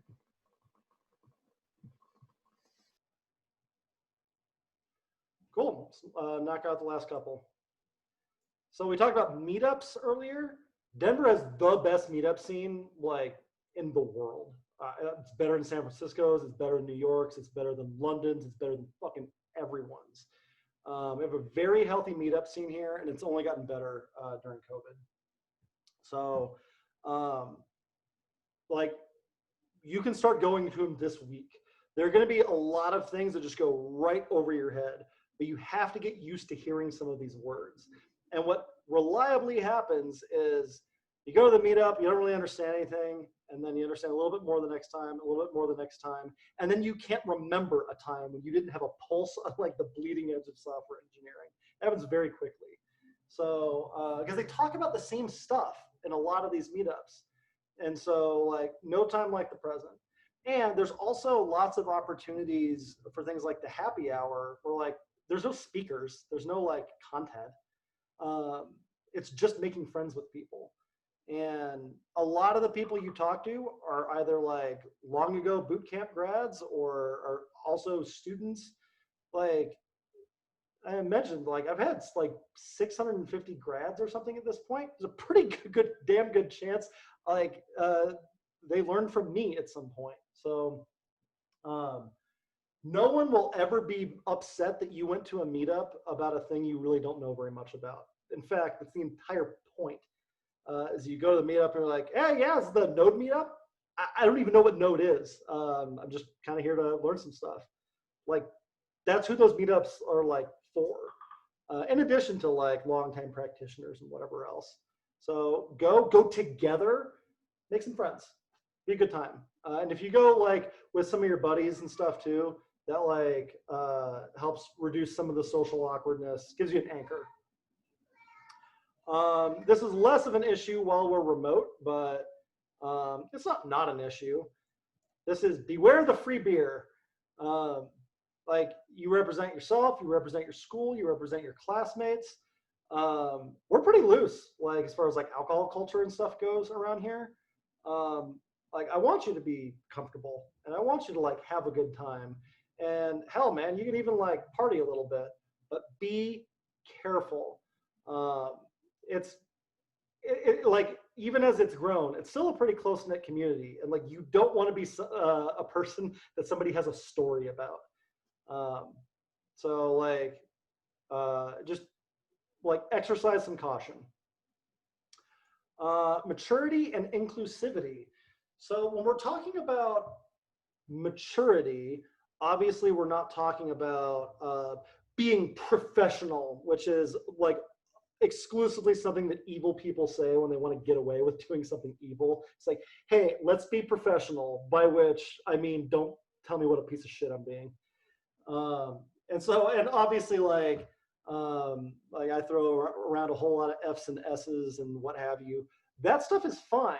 You don't have to do it. I want you to be authentically yourself. And that's the thing that we value a lot around here. I got a pretty foul mouth. I had I don't know, I'm from Seattle, but I think I was around people from Jersey a lot, and I just picked it up like an accent. We don't really like care a whole lot about bad words, care a lot about bad intentions though, and hurting other people. And we want you to make people feel welcome. And that's where the inclusivity bit comes in. It's not tolerance. It's not being okay with people being different from you. I want you to actively make people feel welcome. This is the big difference with inclusivity versus tolerance. I want you to look for opportunities to make each other feel like you belong here more. And so that might look like inviting somebody to go to a meetup, or inviting somebody to a Zoom meeting to hang out with you over lunch, or asking somebody if like there's something you can help them out with, or something you can pair with them on. These are things that help create the community that we're trying to build here, but they take actions. They can't just be passive like, yeah, I'm a pretty okay guy. I tolerate a lot. So I want you to go out of your way to make other people feel welcome in this environment. So one other note I'll make on that, 2 requests. Well, first of all, like just an acknowledgement, this is a fucking bro hort. And they're not all like that, but this one is. And so please, please, please be sensitive as you're like developing this culture, like how that might feel if like you were somebody who is like, you know, visibly different. And so be very careful about as you're like making jokes, because we want you to make jokes. Like that's part of like what a culture is like what things we collectively think are funny. But be very mindful about like which direction your culture is headed in. Also, so my requests are, if you are working with any woman in this program and you're a guy, like there's a very fine line between like helping someone out and mansplaining. And so you have to be very careful about which side of these things that you're on. Like, because I said I want you to help each other out, but you also need to be very cognizant that like you might be explaining something to somebody who knows it way better than you do. So just like an ounce of caution with that as you approach an interaction. So do it, like take some risks. Just be open to like you might be wrong, and like be very gracious about being told that you're wrong, and like don't make it weird for someone. My other request is if somebody is talking to you and like they're getting into like splainy territory, like give them the benefit of the doubt also, because I told you all that like helping each other out, you can do that very selfishly. So that person may also just trying to be talking this out loud for talking through this out loud for themselves. And so it might not be because they assume you don't know it. So like I'm requesting an ounce of caution on both sides of those interactions before you assume what somebody else's intentions are with that. Just please, please be careful. This is part of making other people feel welcome. Probably still off limits for right now, but I don't know. I wouldn't be surprised if at some point in your time here, it becomes okay to like get together in person again. We've had students put together camping trips and do video game nights, and even remotely, we've done remote movie nights and like things like that. Instructors usually don't organize those. Sometimes Brian does a couple of those things, but if you want those things to be a part of your culture, like you have to do them. But like if you throw that out there, you'll be shocked at like how many people want to jump on that and like have those cool experiences themselves. And that's part of investing in each other.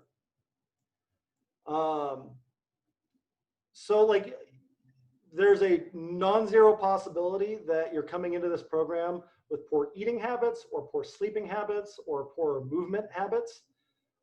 Those are going to hurt you in the program. Like learning this much in this amount of time is physically exhausting. It's one of the reasons you can't hold a job while you're doing something like this. So you need to prioritize getting some sleep. You need to eat well. You need to get outside. If you don't do these things, you're going to collapse before 15 weeks is up. So that's part of this like intense experience that you're doing is taking care of those things. Then the last thing I want to talk about is, let's get right up close on this one. Do not date each other. Don't date each other. Don't date each other. Don't date each other. Part of like spending a lot of time with each other is that thing called propinquity. Spend a lot of time with someone, very easy to develop feelings for them. I don't give a shit. Don't date each other. Don't date each other. Don't date each other. 15 weeks.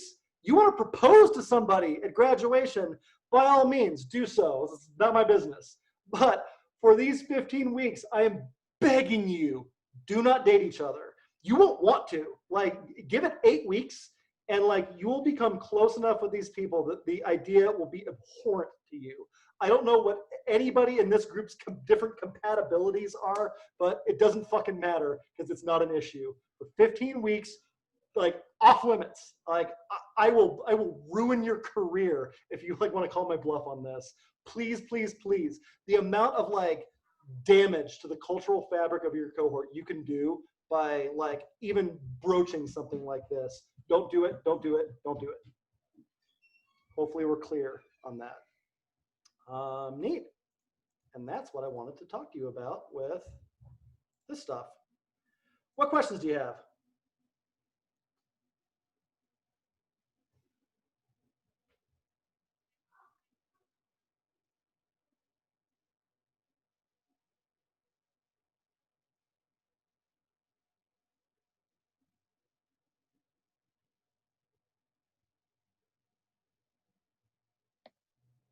Sorry, Kyle, I just asked you a question, but my speaker was on mute. Sorry. Hey, what was the name again of the meetup you go to that's on the second Tuesday of every month? It's called the Develop Happy Hour. Thank you.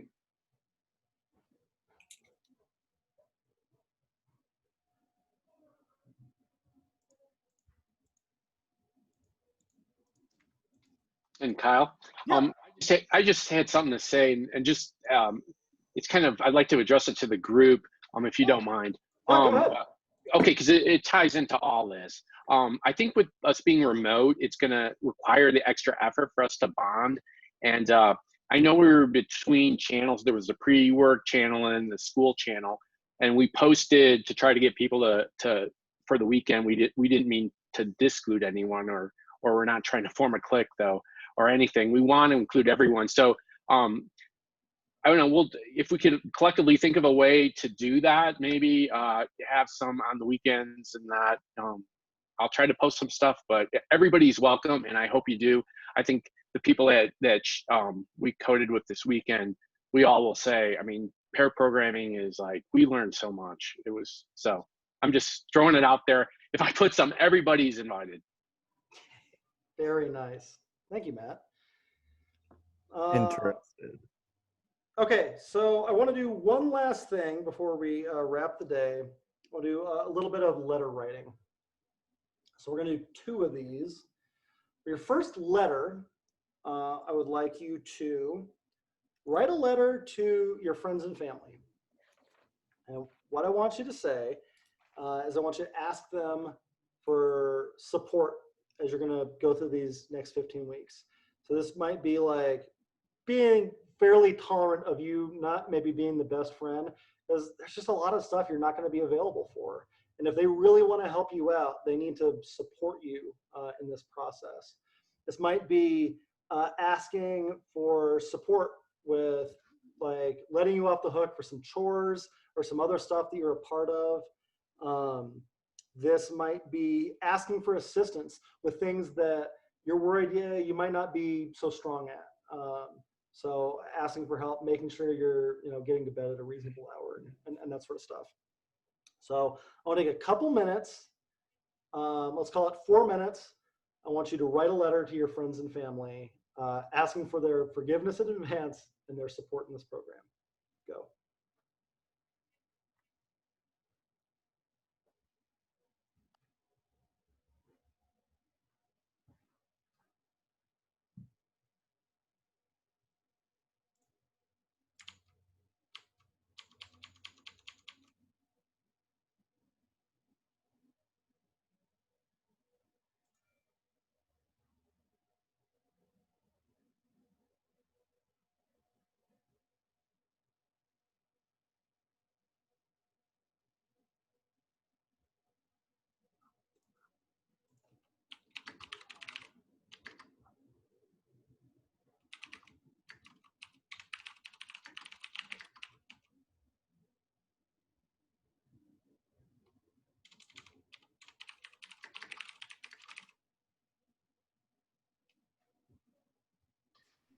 My computer's struggling over here. I got dropped out a couple times. Did you just ask for us to do a review like we did previously the last couple minutes? No, this is letter writing. You're writing a letter to your friends and family asking for their support and forgiveness in advance, all the things you're not going to be able to do and all the things you're going to need them to help you get through. Gotcha. Thanks.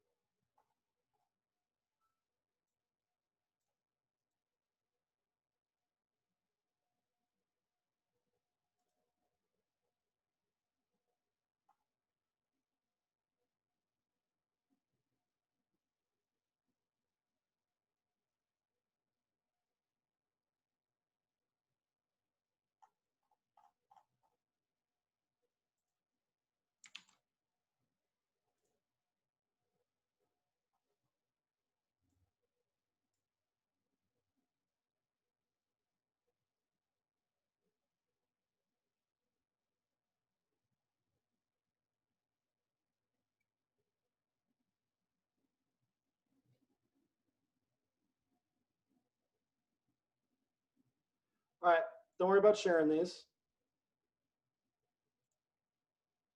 And if you're not done with that, that's okay. You set it aside for a sec. We're gonna do a second letter. This letter is to yourself. This is a acknowledgement of why you wanted to do this program in the first place. Like, what were you hoping would change in your life? What's this all for? This is an acknowledgement up front of the things you know you're going to struggle with, and you know what they are. You know what your bad habits are. You know, maybe you're quick to give up on things. You know, that maybe when I get stressed out, I just start drinking a lot. Whatever that is for you, you want to acknowledge it up front. You want to come back to your purpose. Why this? Why do you want a new career? And this is something that you're going to come back to when things get hard in the program, because they're going to get hard. There's a shape to this. Things get better and better and better. I've learned so much, this rules. And then it starts getting worse. And you go, oh, God, this is too much. It's too much of a change. I'm not picking this up fast enough. I knew I couldn't make it. We call that the basin around here. So we go up and then we go down in the basin. If you keep going while you're in the basin, you come out of it. You always do. And then it gets better and better and better. But if you give up while you're down there, well, then that was your programming career. So this is going to be the letter that you'll refer back to when you're down in the basement about why you want to do this in the first place. 4 minutes. Go.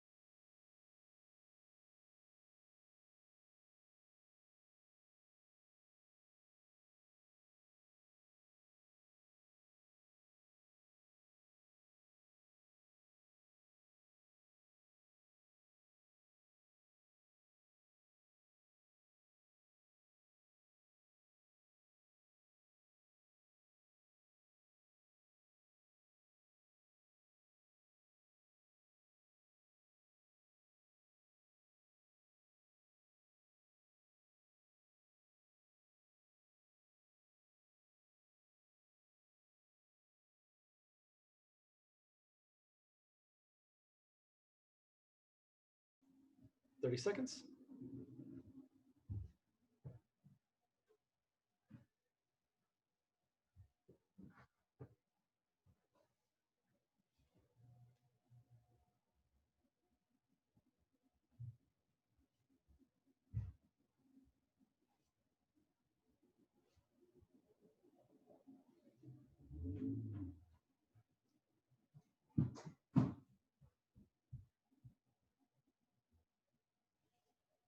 Cool.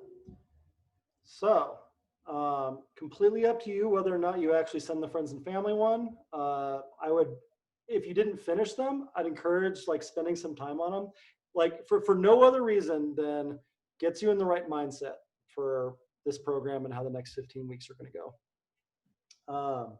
Cool. So, like, kind of a weird day. Tomorrow is a lot more like what day 70 looks like. It's a pretty consistent program day to day. So if you were looking for the programming and stuff, it's coming in tomorrow. And then, the way we finish up days around here is I'm going to send out a survey. We send it out every single day. It's real quick. It's how you doing today? What's something that you learned? And do you have any feedback for us? Well, if you have any feedback for us, it's optional. So if you don't have all that much to say, like this is like a couple seconds of your day, but it's very, and we're the only people who read it. Like this one doesn't really go to HQ or anything like that. It's a feedback loop for the instructional staff because we really care about how your day went. And we don't get a chance to talk to every single person. And this really helps us see some trends over time. It helps us identify potential points of follow-up. It lets us know whether or not something we did worked. And so these are like heart attack serious to us. You got to do them every day, but they're quick if you don't have a whole lot to say. And hopefully, if you do have a lot to say, you really feel like we take them seriously. And so if there's something that like we miss that you really wanted addressed either publicly or privately, please reach out to us. This is like one of the most serious data gathering pieces that we have. So I'm going to send that out right now in the SE Announce channel. And then as soon as I see everybody's surveys come in, I'm going to send out a final Zoom link for the day. That'll be our stand down. Cool. Thank you so much for spending like 3 hours of your day with me. This is my favorite thing that I do in the entire program is this talk. So it was nice to get to share it with you. And I'll see you guys at stand down. Survey's coming out now.